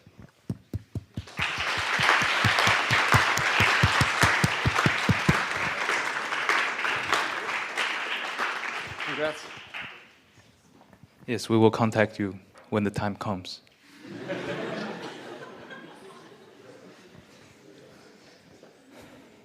Yes, as we usually do. All right. So we have also the most important prize, which is the Student's Choice Award,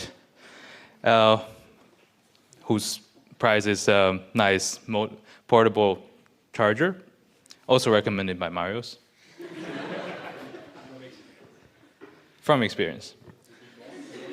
So I'll take the liberty to announce it myself, and I hope that it, agrees with some of your choices. So the Student's Choice Award goes also to Linus and Simon.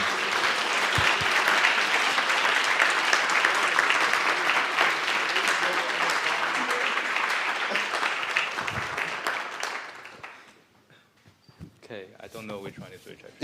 Thank you so much.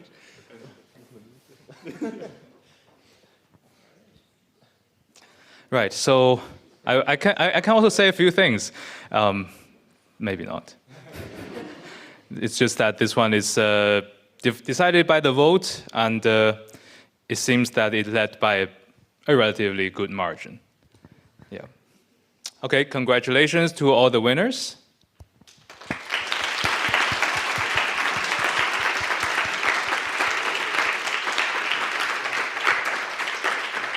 Yes. Is there anything afterwards? I think, Marius wants to have a few words with everyone.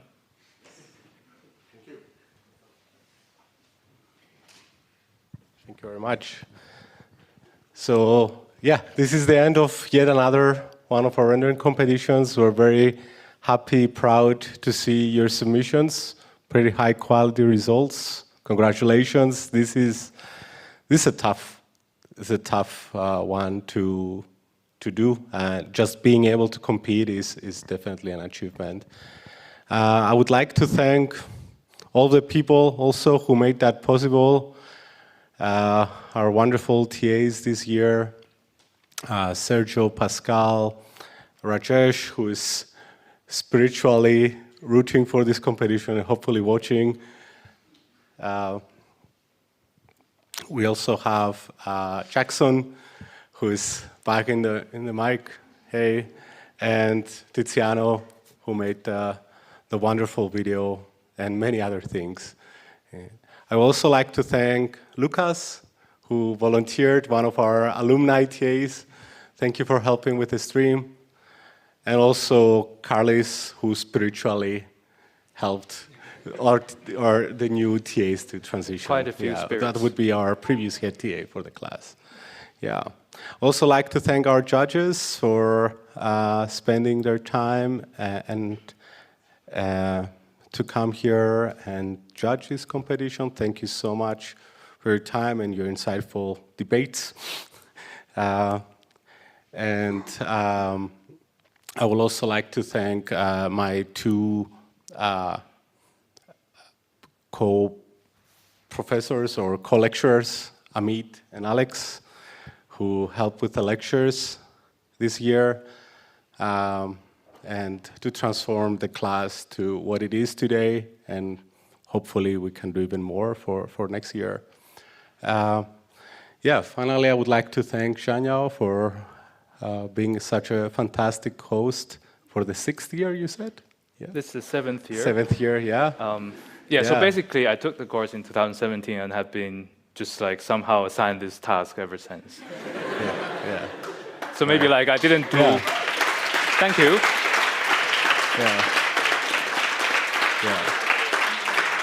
Yeah, so it's possible that I did exceptionally well with my presentation that year, but thank you.